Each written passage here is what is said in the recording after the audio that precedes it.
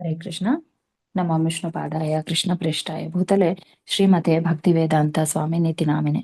ನಮಸ್ತೆ ಸಾರಸ್ವತೆ ದೇವಿ ಗೌರವಾಣಿ ಪ್ರಚಾರಿಣೆ ನಿರ್ವಿಶೇಷ ಶೂನ್ಯವಾದಿ ಪಾಶ್ಚಾತ್ಯಾದೇಶ ತಾರಿಣೆ. ಜೈ ಶ್ರೀ ಕೃಷ್ಣ ಚೈತನ್ಯ ಪ್ರಭೋ ನಿತ್ಯಾನಂದ ಶ್ರೀ ಅದ್ವೈತ ಗದಾಧರ ಶ್ರೀವಾಸಾದಿ ಗೌರಭಕ್ತರಿಂದ. ಹರೇ ಕೃಷ್ಣ ಕೃಷ್ಣ ಕೃಷ್ಣ ಹರೇ ಹರೇ, ಹರೇ ರಾಮ ರಾಮ ರಾಮ ಹರೇ ಹರೇ. ಹರೇ ಕೃಷ್ಣ. ನನ್ನೆಲ್ಲ ಪ್ರೀತಿಯ ವೈಷ್ಣವ ಭಕ್ತರಿಗೆ ಶುಭೋದಯಗಳನ್ನ ತಿಳಿಸ್ತಾ, ಶ್ರೀಮದ್ ಭಾಗವತಂ ಆನ್ಲೈನ್ ಶ್ರವಣ ಕಾರ್ಯಕ್ರಮಕ್ಕೆ ಎಲ್ರಿಗೂ ಕೂಡ ಆತ್ಮೀಯವಾಗಿ ಸ್ವಾಗತವನ್ನ ಕೋರ್ತಾ, ಈ ದಿನ ನಮ್ಮ ಒಂದು ಶ್ರೀಮದ್ ಭಾಗವತಂ ಆನ್ಲೈನ್ ಶ್ರವಣ ಕಾರ್ಯಕ್ರಮದಲ್ಲಿ ಉಜ್ವಲ ಮಾತಾಜಿಯವರಿದ್ದಾರೆ. ಶ್ರೀಮದ್ ಭಾಗವತಂನ ಮೊದಲನೇ ಸ್ಕಂದದ 5ನೇ ಅಧ್ಯಾಯ ಶ್ರೀಮದ್ ಭಾಗವತದ ಬಗ್ಗೆ ನಾರದರು ವೇದವ್ಯಾಸರಿಗೆ ಮಾಡಿದಂತಹ ಉಪದೇಶಗಳು, ಈ ಅಧ್ಯಾಯವನ್ನ ಕುರಿತು ನಮ್ಗೆಲ್ರಿಗೂ ಕೂಡ ತಿಳಿಸ್ಕೊಡ್ತಾ ಇದ್ದಾರೆ. ಮಾತಾಜಿಯವರು ಇದೇ ಮೊದಲನೇ ಬಾರಿಗೆ ನಮ್ಮ ಒಂದು ಆನ್ಲೈನ್ ಕಾರ್ಯಕ್ರಮದಲ್ಲಿ ಕ್ಲಾಸ್ನ ಕೊಡ್ತಾ ಇದ್ದಾರೆ. ಮಾತಾಜಿಯವರು ವೈದ್ಯರಾಗಿದ್ದಾರೆ, ಮಕ್ಕಳ ತಜ್ಞರು, ಹೆಬ್ರಿಯಲ್ಲಿ ಡಾಕ್ಟರ್ ಆಗಿ, ಮತ್ತೆ ಅವರ ಮಕ್ಳಿಗೂ ಕೂಡ ಮತ್ತೆ ಇತರ ಮಕ್ಳಿಗೂ ಕೂಡ ಭರತ್ಚಂದ್ರ ಪ್ರಭುಜಿ ಮತ್ತೆ ಮಾತಾಜಿಯವರು ಈ ಒಂದು ಗುರುಕುಲ ಸಿಸ್ಟಮ್ ನಲ್ಲಿ ಮಕ್ಕಳಿಗೆ ಒಂದು ಸಂಸ್ಕಾರವನ್ನ, ಎಜುಕೇಶನ್ ಅನ್ನ, ಕೃಷ್ಣ ಕಾನ್ಶಿಯಸ್ನೆಸ್ ನ ಮಕ್ಕಳಲ್ಲಿ ಬೆಳೆಸೋದ್ರ ಮುಖಾಂತರ ಅವರು ಸಮಾಜಕ್ಕೆ ಒಂದು ಒಳ್ಳೆಯ ಉತ್ತಮ ಕೊಡುಗೆಯನ್ನು ಕೊಡ್ತಾ ಇದ್ದಾರೆ. ಮಕ್ಕಳ ಡಾಕ್ಟರ್ ಕೂಡ ಆಗಿದ್ದಾರೆ. ಮತ್ತೆ ಅವ್ರ 3 ಜನ ಮಕ್ಕಳನ್ನು ಕೂಡ ಅದೇ ಹಾದಿಯಲ್ಲಿ ಅವರು ಒಂದು ಕೃಷ್ಣ ಪ್ರಜ್ಞೆಯಲ್ಲಿ ಬೆಳೆಸ್ತಾ ಇದ್ದಾರೆ. ಮತ್ತೆ ಉಜ್ವಲ ದೇವಿದಾಸಿ ಮಾತಾಜಿ ಅವ್ರದ್ದು ಫುಲ್ ನೇಮು. ಅಷ್ಟೇ ತೀವ್ರವಾಗಿ ಮಾತಾಜಿಯವರು ಶ್ರೀಮದ್ ಭಾಗವತಂನ ತುಂಬಾ ಚೆನ್ನಾಗಿ ಡಿಸ್ಟ್ರಿಬ್ಯೂಷನ್ ಮಾಡ್ತಾ ಇದ್ದಾರೆ ಮಾತಾಜಿ. ನಾನ್ ಕೇಳ್ದಂಗೆ ಅವ್ರ ಹೆಸರಿಗೆ ತಕ್ಕನಂತೆ ತುಂಬಾ ಫೈರ್. ಬುಕ್ ಡಿಸ್ಟ್ರಿಬ್ಯೂಷನ್ ಅಲ್ಲಿ ಅಷ್ಟೊಂದು ತೀವ್ರವಾಗಿ ಅವರು ತುಂಬಾ ಚೆನ್ನಾಗಿ ವೈಕುಂಠವಾಣಿ ಮತ್ತೆ ಶ್ರೀಮದ್ ಭಾಗವತಂನ ಅಷ್ಟು ಡಿಸ್ಟ್ರಿಬ್ಯೂಷನ್ ಮಾಡ್ತಾ ಇದ್ದಾರೆ. ಕೃಷ್ಣ ಪ್ರಜ್ಞೆಯಲ್ಲಿ ಅವರು ಪ್ರಭುಪಾದರ ಸೇವೆಯಲ್ಲಿ ತಮ್ಮನ್ನ ತಾವು ಇಡೀ ಪರಿವಾರ ತೊಡಗಿಸ್ಕೊಂಡಿದ್ದಾರೆ. ಸೊ ಹಾಗಾಗಿ ನಮ್ಮೆಲ್ಲರಿಗೂ ಕೂಡ ಮಾದರಿಯಾಗಿದ್ದಾರೆ ಅಂತ ಹೇಳಕ್ಕೆ ಇಷ್ಟಪಡ್ತೀನಿ. ಈ ದಿನದ ಒಂದು ಕಾರ್ಯಕ್ರಮದಲ್ಲಿ ಅವರನ್ನ ಗೌರವಪೂರ್ವಕವಾಗಿ ಸ್ವಾಗತವನ್ನ ಕೋರ್ತಾ, ಮುಂದಿನ ಒಂದು ಪ್ರವಚನ ಕಾರ್ಯಕ್ರಮನ ನಡೆಸ್ಕೊಡ್ಬೇಕಾಗಿ ಎಲ್ಲರ ಪರವಾಗಿ ವಿನಂತಿ ಮಾಡ್ಕೊಳ್ತಿದ್ದೀನಿ. ಹರೇ ಕೃಷ್ಣ ಮಾತಾಜಿ, ಶುಭೋದಯ. ಹರೇ ಕೃಷ್ಣ. ನಮೋ ವಿಷ್ಣುಪಾದಾಯ ಕೃಷ್ಣ ಪ್ರೇಷ್ಠಾಯ ಭೂತಲೆ ಶ್ರೀಮತೆ ಭಕ್ತಿವೇದಾಂತ ಸ್ವಾಮಿನೇತಿ ನಾಮಿನೆ. ನಮಸ್ತೆ ಸಾರಸ್ವತಿ ದೇವಿ ಗೌರವಾಣಿ ಪ್ರಚಾರಿಣೆ ನಿರ್ವಿಶೇಷ ಶೂನ್ಯವಾದಿ ಪಾಶ್ಚಾತ್ಯ ದೇಶತಾರಿಣೆ. ಜಯ ಶ್ರೀ ಕೃಷ್ಣ ಚೈತನ್ಯ ಪ್ರಭು ನಿತ್ಯಾನಂದ ಶ್ರೀ ಅದ್ವೈತ ಗದಾಧರ ಶ್ರೀವಾಸಾದಿ ಗೌರಭಕ್ತವೃಂದ. ಹರೇ ಕೃಷ್ಣ ಕೃಷ್ಣ ಕೃಷ್ಣ ಹರೇ ಹರೇ, ಹರೇ ರಾಮ ರಾಮ ರಾಮ ಹರೇ ಹರೇ. ಹರೇ ಕೃಷ್ಣ. ತುಂಬ ಸಂತೋಷ. ಇಂದಿನ ವಿಷಯ 5ನೇ ಅಧ್ಯಾಯ 1ನೇ ಸ್ಕಂದ ಶ್ರೀಮದ್ ಭಾಗವತದ ಬಗ್ಗೆ ನಾರದರು ವೇದವ್ಯಾಸರಿಗೆ ಮಾಡಿದ ಉಪದೇಶಗಳು. ತುಂಬ ಅದ್ಭುತವಾದ ಅಧ್ಯಾಯ ಇದು. ತುಂಬ ದಯವಿಟ್ಟು ಎಲ್ಲರೂ ಗಮನ ಇಟ್ಟು ಕೇಳಿ. ಯಾಕೆ ಅಂತೇಳಿ ಹೇಳಿದ್ರೆ, ಈ ಅಧ್ಯಾಯನ ಇನ್ನೊಂದು ರೀತಿಯಲ್ಲಿ ಹೇಳಬೇಕಂದ್ರೆ ಶ್ರೀಮದ್ ಭಾಗವತದ ಮಹಾತ್ಮೆ ಅಂತಲೇ ಹೇಳ್ಬೋದು. ಯಾಕೆ ಅಂತೇಳಿ ಹೇಳಿದ್ರೆ, ಶ್ರೀಮದ್ ಭಾಗವತ ಯಾಕೆ ಇಷ್ಟೊಂದು ಮಹತ್ವವನ್ನು ಪಡೆದಿದೆ, ಶ್ರೀಮದ್ ಭಾಗವತವನ್ನು ಯಾಕೆ ವೈಷ್ಣವರು ಇಷ್ಟು ಒತ್ತಿ ಹೇಳ್ತಾರೆ ಅಂತೇಳಿ ಹೇಳೋದಕ್ಕೆ ಉತ್ತರ ನಮಗೆ ಈ ಅಧ್ಯಾಯದಲ್ಲಿ ಸಿಗುತ್ತೆ. ಅದರಿಂದ ಇದರಲ್ಲಿ ಶುರು ಮಾಡೋಣ. ಅಧ್ಯಾಯದ ಮೊದಲಿಗೆ ಇವರು ನಾರದ ಮುನಿಗಳು ವೀಣಾಪಾಣಿಯಾಗಿ ಬರ್ತಾರೆ. ಗೊತ್ತಿದೆ, ವೀಣಾಪಾಣಿ ಇನ್ನೊಬ್ಬರು ವೀಣಾಪಾಣಿ ಸರಸ್ವತಿ. ಅದೇ ರೀತಿಯಲ್ಲಿ ಭಗವಂತನನ್ನ ವರ್ಣನೆ ಮಾಡೋದ್ರಲ್ಲಿ ಸರಸ್ವತಿಯಷ್ಟು ಶ್ರೇಷ್ಠವಾಗಿ ಭಗವಂತನನ್ನು ಯಾವಾಗಲೂ ಗುಣಗಾನ ಮಾಡ್ತಾ ಇರುವಂತಹ ನಾರದರು ವೇದವ್ಯಾಸರ ಆಶ್ರಮಕ್ಕೆ ಬರ್ತಾರೆ. ಹಿಂದಿನ ಅಧ್ಯಾಯಗಳೆಲ್ಲ ನೀವು ಕೇಳಿದ್ದೀರಾ, ಹಾಗಾಗಿ ನಿಮಗೆ ಸನ್ನಿವೇಶ ಸಂದರ್ಭ ಎಲ್ಲ ಗೊತ್ತಿದೆ. ಹಾಗೆ ಬಂದಾಗ ಅಥತಂ ಸುಖಮಾಸೀನ ಉಪಾಸೀನಂ ಬೃಹತ್ಶವ ದೇವರ್ಷಿಪ್ರಹ ವಿಪ್ರಶಿಂ ವೀಣಾಪಾಣಿ ಸ್ಮಯನ್ನಿವ. ಇದರಲ್ಲಿ ತುಂಬ ಮುಖ್ಯವಾದದನ್ನು ಮಾತ್ರ ನಾನು ಹೇಳ್ತಾ ಹೋಗ್ತೇನೆ. ಯಾಕೆ ಅಂತೇಳಿ ಹೇಳಿದ್ರೆ 2 ದಿವಸದಲ್ಲಿ ಇಡೀ ಅಧ್ಯಾಯನ ಮುಗಿಸ್ಬೇಕಾಗಿದೆ. ಇದರಲ್ಲಿ ನಾರದರು ಸುಖಾಸೀನರಾಗಿ ಕೂತಾಗ ಮಂದಹಾಸ ಬೀರುತ್ತಾ ವೇದವ್ಯಾಸರನ್ನ ಸಂಬೋಧಿಸ್ತಾರೆ. ಮಂದಹಾಸ ಬೀರ್ತಾರೆ. ಯಾಕೆ ಅಂತೇಳಿ ಹೇಳಿದ್ರೆ, ನಾರದರಿಗೆ ಗೊತ್ತಿದೆ ವೇದವ್ಯಾಸರು ಏನೇನೋ ಮಾಡಿದ್ದಾರೆ, ಆದರೆ ಅವರಿಗೆ ಸಮಾಧಾನ ಇಲ್ಲ ಅಂತೇಳಿ ಹೇಳ್ಬಿಟ್ಟು ಗೊತ್ತಿದೆ. ಹಾಗಾಗಿ ಎಲ್ಲ ವಿಷಯ ತಿಳಿದಿರೋದ್ರಿಂದ ಮಂದಹಾಸವನ್ನು ಬೀರ್ತಾರೆ. ನಾರದ್ರಿಗೆ ಕೇಳ್ತಾರೆ ಅವರಿಗೆ, ಪರಾಶರ್ಯ ಮಹಾಭಾಗ ಭವತಃ ಕಚ್ಚಿದಾತ್ಮನ ಪರಿತುಷ್ಯತಿ ಶಾರೀರ ಆತ್ಮ ಮಾನಸ ಏವವ. ಪರಾಶರ್ಯ ಮಹಾಭಾಗ, ನೀವೇನು ಸಾಮಾನ್ಯರಲ್ಲ, ಪರಾಶರ ಮುನಿಗಳ ಪುತ್ರರು ನೀವು. ನೀವು ಇಂತಹ ಮಹಾತ್ಮರು ನೀವು ದೇಹ ಮತ್ತು ಮನಸ್ಸನ್ನು ಆತ್ಮ ಸಾಕ್ಷಾತ್ಕಾರದ ವಸ್ತುಗಳಂತ ಗುರುತಿಸಿರುವುದರಿಂದ ಯಾಕೆ ಈ ಮಾತನ್ನು ಹೇಳ್ತಾ ಇದ್ದಾರೆ ನಾರದರು ಅಂತೇಳಿ ಹೇಳಿದರೆ, ವೇದವ್ಯಾಸರು ಇದಕ್ಕಿಂತ ಮುಂಚೆ, ಇದು ಭಾಗವತವನ್ನು ಬರಿಬೇಕಿದ್ರೆ ಮುಂಚಿನ ಸನ್ನಿವೇಶ, ವೇದಗಳನ್ನು 4 ವಿಭಾಗಗಳನ್ನಾಗಿ ಮಾಡಿರ್ತಾರೆ. ಆಮೇಲೆ 108 ಉಪನಿಷತ್ತನ್ನು ಬರೆದಿರ್ತಾರೆ. 17 ಮಹಾಪುರಾಣವನ್ನು ಮುಗಿಸಿರ್ತಾರೆ. ಆಮೇಲೆ ಸ್ತ್ರೀ ಶೂದ್ರ ದ್ವಿಜಬಂಧುಗಳಿಗೋಸ್ಕರ ಅವರಿಗೆ ವೇದಕ್ಕೆ ಅರ್ಹತೆ ಇಲ್ಲ ಅಂತೇಳಿ ಹೇಳಿ ಅವರಿಗೋಸ್ಕರ 1,00,000 ಶ್ಲೋಕಗಳ ಮಹಾಭಾರತವನ್ನು ಬರೆದಿರ್ತಾರೆ. ಅದರಲ್ಲಿ 700 ಶ್ಲೋಕಗಳ ಭಗವದ್ಗೀತೆಯನ್ನು ಕೂಡ ಸೇರಿಸಿರ್ತಾರೆ. ವಿಷ್ಣು ಸಹಸ್ರನಾಮ ಕೂಡ ಅದರಲ್ಲಿ ಇರುತ್ತೆ. ಎಲ್ಲ ರೀತಿಯ ಧರ್ಮಗಳನ್ನು ಇದರಲ್ಲಿ ಮಹಾಭಾರತದಲ್ಲಿ ಕೊಟ್ಟಿರ್ತಾರೆ. ಅಂತಹ ಒಂದು ಶ್ರೇಷ್ಠವಾದ ಮಹಾಭಾರತವನ್ನು ರಚಿಸಿ ಮುಗಿಸಿದ್ದಾರೆ.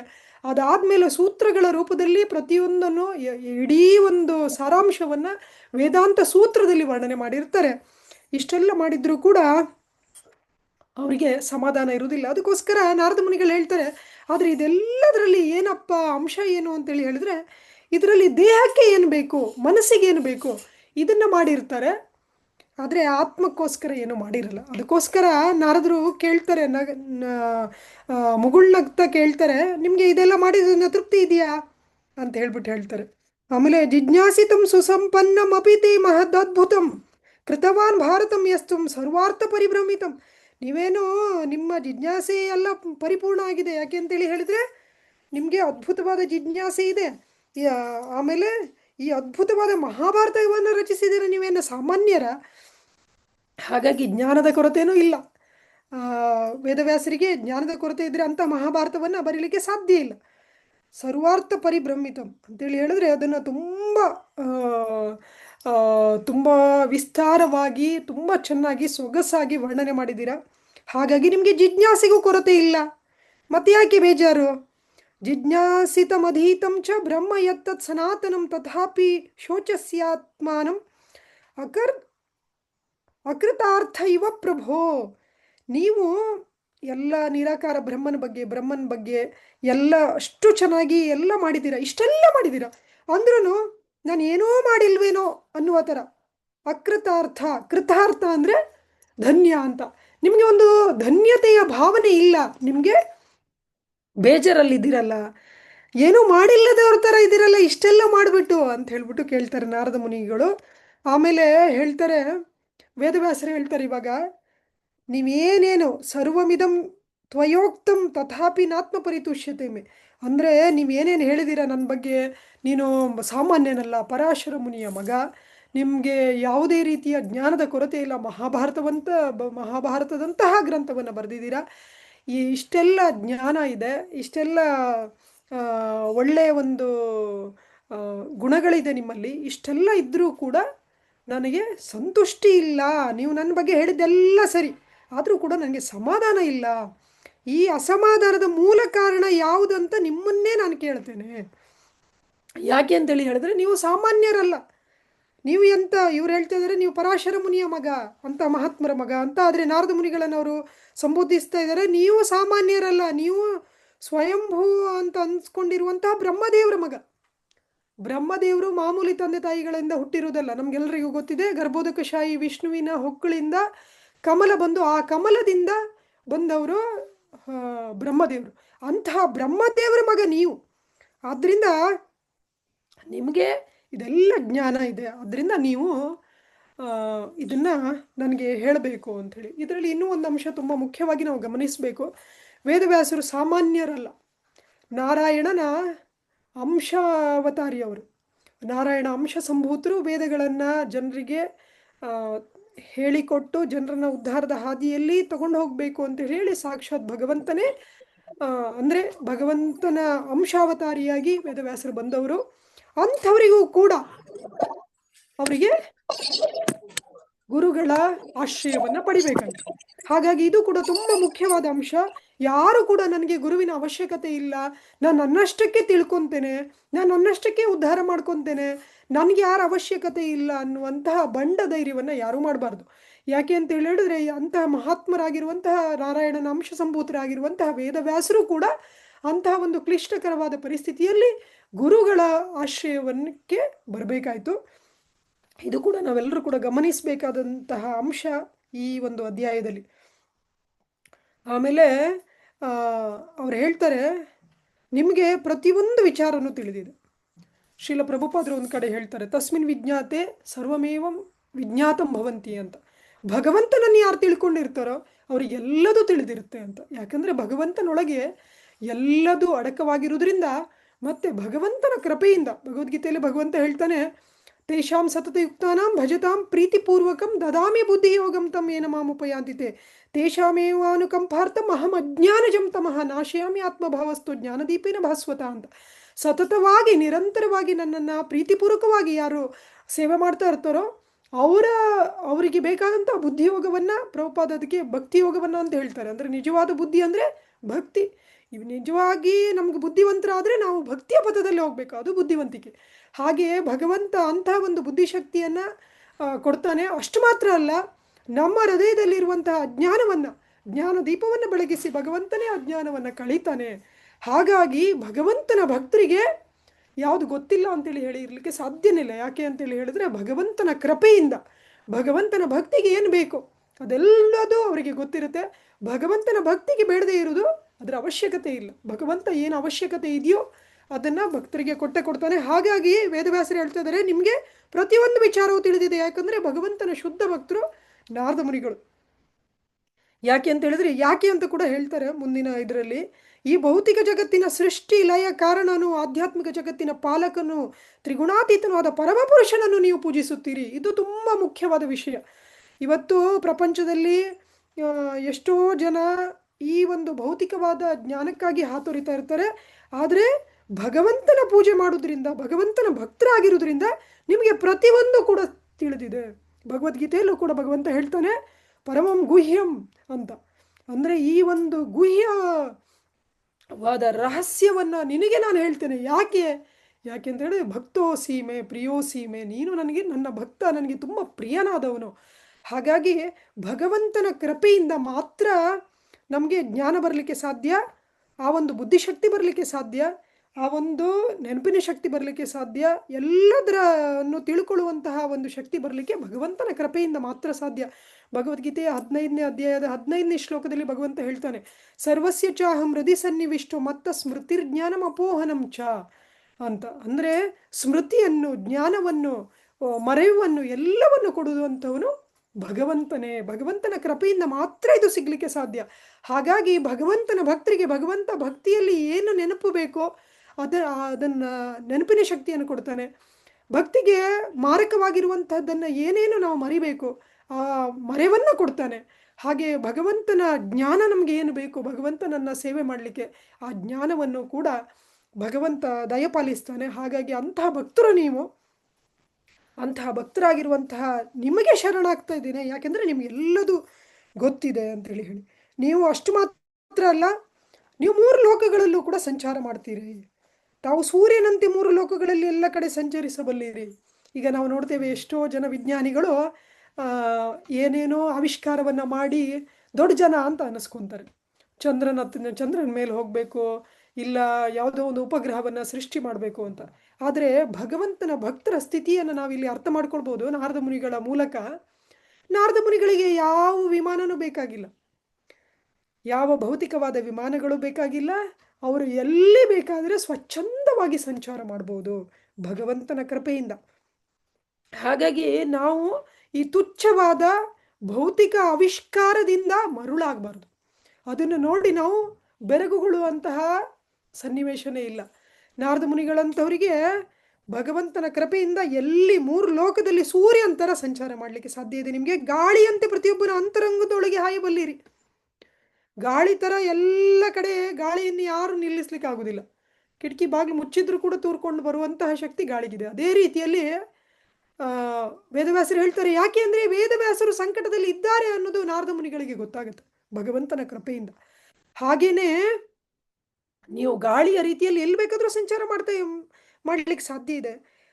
ಅಷ್ಟು ಮಾತ್ರ ಅಲ್ಲ, ನೀವು ಸರ್ವವ್ಯಾಪಕನಾದ ಪರಮಾತ್ಮನಂತೆ ಇದ್ದೀರಿ. ಇದು ಕೂಡ ತುಂಬ ಮುಖ್ಯ. ಯಾಕೆ ಅಂತೇಳಿ ಹೇಳಿದ್ರೆ, ಭಗವಂತನ ಭಕ್ತರು ಭಗವಂತನ ಕೃಪೆಯಿಂದ ಭಗವಂತನಷ್ಟೇ ಶಕ್ತಿ ಇರುತ್ತೆ ಅವರಿಗೆ. ಯಾಕೆ ಅಂತೇಳಿದ್ರೆ, ಅವರಿಗೆ ಭಗವಂತನನ್ನೇ ಕೊಡುವಂತಹ ಶಕ್ತಿ ಅವರಿಗಿರುತ್ತೆ.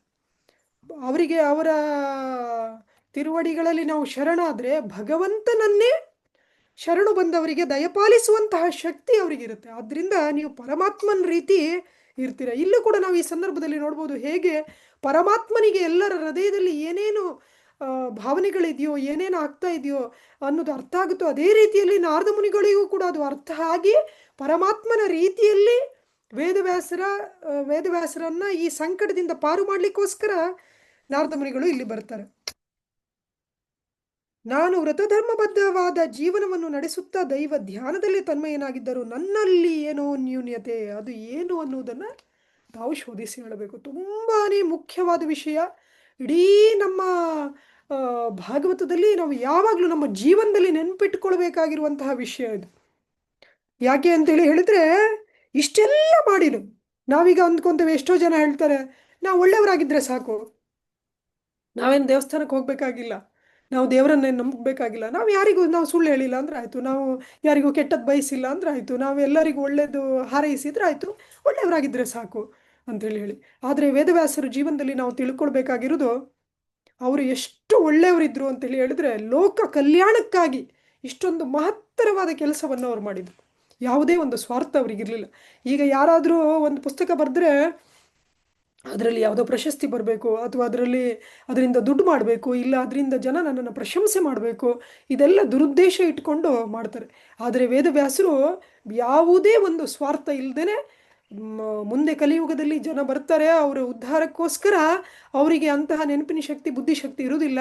ಹಾಗಾಗಿ ಅವರಿಗೆ ಬರೀ ಹೇಳಿದ್ದನ್ನು ಕೇಳಿಸ್ಕೊಂಡು ನೆನ್ಪಿಟ್ಕೊಳ್ಳುವಂಥ ಶಕ್ತಿ ಇಲ್ಲ. ಅದನ್ನು ಗ್ರಂಥ ರೂಪದಲ್ಲಿ ಬರೀಬೇಕು, ಎಲ್ಲ ವೇದಗಳನ್ನು ಇವರಿಗೆ ಕೊಟ್ಟು ಇವರನ್ನು ಉದ್ಧಾರ ಮಾಡಬೇಕು ಅನ್ನುವಂತಹ ಸದುದ್ದೇಶದಿಂದ ಲೋಕ ಕಲ್ಯಾಣಾರ್ಥವಾಗಿ ವೇದಗಳನ್ನು ವಿಂಗಡಣೆ ಮಾಡಿ ಪುರಾಣಗಳನ್ನು ಬರೆದು, ಉಪನಿಷತ್ತನ್ನು ಬರೆದು, ಮಹಾಭಾರತವನ್ನು ಬರೆದು, ವೇದಾಂತ ಸೂತ್ರವನ್ನು ಬರೆದು, ಇಷ್ಟೆಲ್ಲ ಸದುದ್ದೇಶದಿಂದ ಅವ್ರು ಮಾಡಿರ್ತಾರೆ. ಯಾವುದೇ ಒಂದು ಸ್ವಾರ್ಥ ಅವರಲ್ಲಿ ಇರಲ್ಲ.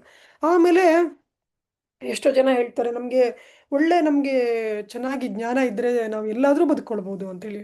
ಸಂಪೂರ್ಣ ಜ್ಞಾನ, ತ್ರಿಕಾಲಜ್ಞರು, ಹಿಂದೆ ಏನಾಗುತ್ತೆ, ಇವಾಗ ಏನಾಗ್ತಾ ಇದೆ, ಮುಂದೆ ಏನಾಗುತ್ತೆ ಅನ್ನುವಂತಹ ಜ್ಞಾನ ಇರುವಂತಹ ವೇದವ್ಯಾಸರು ಸಾಮಾನ್ಯರಲ್ಲ. ಎಲ್ಲ ಜ್ಞಾನ ಅವರಲ್ಲಿತ್ತು. ಒಳ್ಳೆ ಮನೆತನದಲ್ಲಿ ಹುಟ್ಟಿದರೆ ಅವರಿಗೇನು ಆ ಥರ ಬೇಕಾದಷ್ಟು ಅವಕಾಶಗಳಿರುತ್ತೆ, ಅವರು ಜೀವನದಲ್ಲಿ ಚೆನ್ನಾಗಿ ಜೀವನ ಮಾಡ್ಬೋದು ಅನ್ನುವ ಒಂದು ಭ್ರಮೆ ಕೂಡ ನಮ್ಮಲ್ಲಿ ಇರುತ್ತೆ. ವೇದವ್ಯಾಸರು ಪರಾಶರ ಮುನಿಗಳ ಮಗ, ಅಂತಿಂಥವರಲ್ಲ. ಹಾಗಾಗಿ ಇಷ್ಟೆಲ್ಲ ಇದ್ರೂ ಕೂಡ ಅವರಲ್ಲೂ ಒಂದು ಕೊರತೆ ಇತ್ತು. ಅದೇನಪ್ಪ ಅಂತೇಳಿ ನಾರದ ಮುನಿಗಳು ಹೇಳ್ತಾರೆ. ಹಾಗಾಗಿ ಪ್ರತಿಯೊಬ್ಬರೂ ಕೂಡ ಗುರುವಿಗೆ ಶರಣಾಗಬೇಕು. ನಮ್ಮ ಜೀವನದಲ್ಲಿ ಮನುಷ್ಯನಾಗಿ ಹುಟ್ಟಿದ ಮೇಲೆ ಪ್ರತಿಯೊಬ್ಬರು ಕೂಡ ಗುರುವಿನ ಆಶ್ರಯವನ್ನು ಪಡಿಬೇಕು. ಆ ಗುರು ಹೇಗಿರಬೇಕು ಅಂತೇಳಿ ಹೇಳಿದ್ರೆ, ಆ ಗುರು ನಾರದರ ರೀತಿಯಲ್ಲಿ ಇರಬೇಕು. ಹೇಗೆ ಶಿಷ್ಯನಿಗೆ ಸಂಕಟದಲ್ಲಿದ್ದಾನೆ ಅಂತ ಗೊತ್ತಾದ ಕೂಡಲೇ ಭಗವಂತನ ಕೃಪೆಯಿಂದ ನಾರದ ಮುನಿಗಳು ಬಂದು ಅವರಿಗೆ ಸರಿಯಾದ ಒಂದು ಮಾರ್ಗದರ್ಶನವನ್ನು ಕೊಡ್ತಾರೆ. ಇನ್ನೊಂದು, ಅವರು ಸಂಪೂರ್ಣವಾಗಿ ಭಗವಂತನ ಭಕ್ತರಾಗಿರ್ಬೇಕು. ಅವರಿಗೆ ಬೇರೆ ಭೌತಿಕವಾದ ಯಾವುದೇ ಒಂದು ಯೋಗ್ಯತೆಗಳು ಇಲ್ದಿದ್ರೂ ತೊಂದರೆ ಇಲ್ಲ, ಅದು ಬೇಕಾಗೇ ಇಲ್ಲ. ಭೌತಿಕವಾದ ಯೋಗ್ಯತೆಗಳು ಹೆಚ್ಚಿನ ಸಂದರ್ಭದಲ್ಲಿ ನಮಗೆ ಭಕ್ತಿಗೆ ಬಾಧೆಯನ್ನೇ ಮಾಡುತ್ತೆ. ಇವರು ಹೇಳ್ತಾರೆ, ಭಕ್ತಿ ವಿನೋದ್ ಠಾಕೂರ್ ಹೇಳ್ತಾರೆ, ಜಡವಿದ್ಯಾ ಮಾಯರ ವೈಭವ.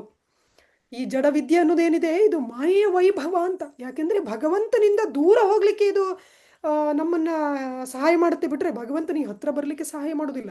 ಆದ್ದರಿಂದ ಯಾರು ಗುರು ಅಂದರೆ, ಯಾರಿಗೆ ಕೃಷ್ಣ ಭಕ್ತಿ ಇದೆಯೋ, ಸಂಪೂರ್ಣವಾಗಿ ಕೃಷ್ಣನಿಗೆ ಶರಣಾಗಿದ್ದಾರೋ, ಜೈ ಕೃಷ್ಣ ತತ್ವವೇತ್ತ ಸೇ ಗುರು.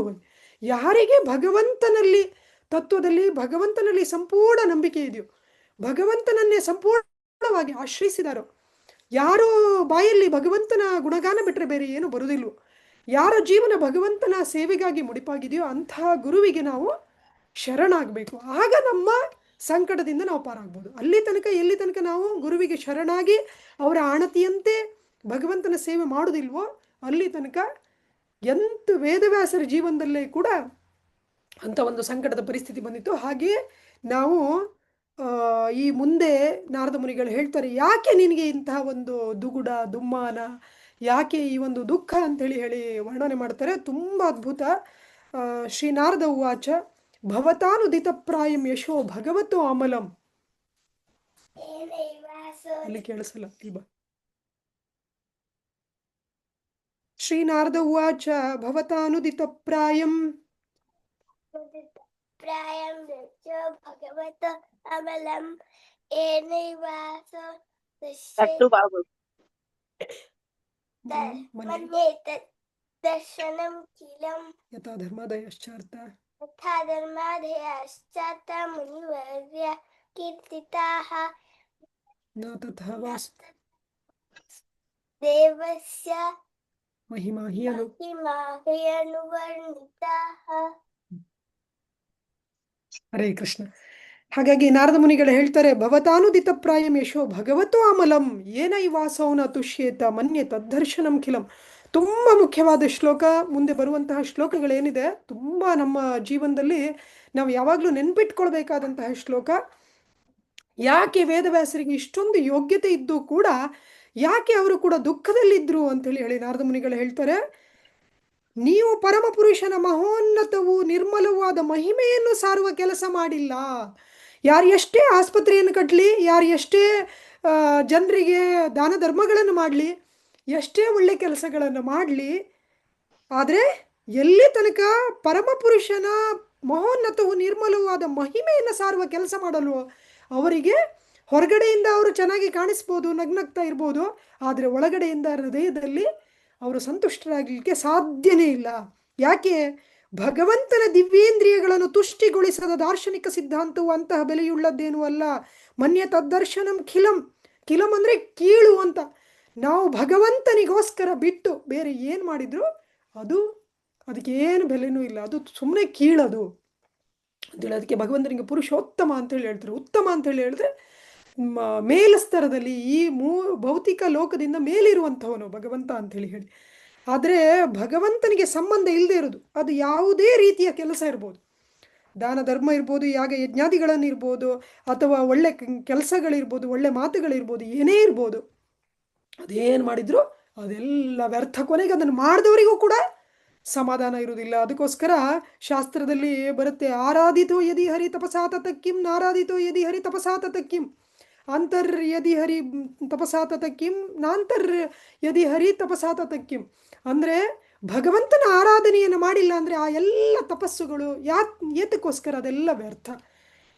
ಆರಾಧಿತೋ ಯದಿ ಹರಿ ತಪಸಾ ತತಕ್ಕಿಂ, ಭಗವಂತನನ್ನು ನಾವು ಸೇವೆ ಮಾಡ್ತಾ ಇದ್ದರೆ ತಪಸಾ ತತಕ್ಕಿಂ, ತಪಸ್ಸು ಯಾಕೆ ಬೇಕಾಗಿಲ್ಲ. ಹಾಗಾಗಿ ಭಗವಂತನಿಗೋಸ್ಕರ ಮಾಡುವಂತಹ ತಪಸ್ಸನ್ನು ಮಾತ್ರ, ಬೇಕಾಗಿರುವಂಥದ್ದು ಮಾತ್ರ ನಾವು ಮಾಡಬೇಕು. ಭಗವಂತನಿಗೋಸ್ಕರ ಏನು ಬೇಕಾದರೂ ಮಾಡಬೇಕು. ಉದಾಹರಣೆಗೆ ನಿನ್ನೆ ಏಕಾದಶಿ ಇತ್ತು. ಏಕಾದಶಿ ಹರಿದಿನ. ಭಗವಂತನ ಪ್ರೀತ್ಯರ್ಥವಾಗಿ ಉಪವಾಸ ಮಾಡಿ ನಾವು ಜಪ ಮಾಡಿ ಭಗವಂತನ ಭಾಗವತ ಓದಿ ಭಗವಂತನ ಸೇವೆ ಮಾಡಿ ಪ್ರಭುಪಾದರ ಗ್ರಂಥಗಳನ್ನು ವಿತರಣೆ ಮಾಡುವಂತಹ ಒಂದು ದಿನ. ಹಾಗಾಗಿ ಈ ತಪಸ್ಸನ್ನು ನಾವೆಲ್ಲರೂ ಕೂಡ ಮಾಡಬೇಕು. ಆದರೆ ಸುಮ್ಮನೆ ಅದು ಬಿಟ್ಟರೆ ಬೇರೆ ಏನೇನೋ ತಪಸ್ಸುಗಳನ್ನು ಮಾಡ್ತಾರೆ, ಅದೆಲ್ಲ ಮಾಡಬೇಕಾದ ಅವಶ್ಯಕತೆ ಇಲ್ಲ.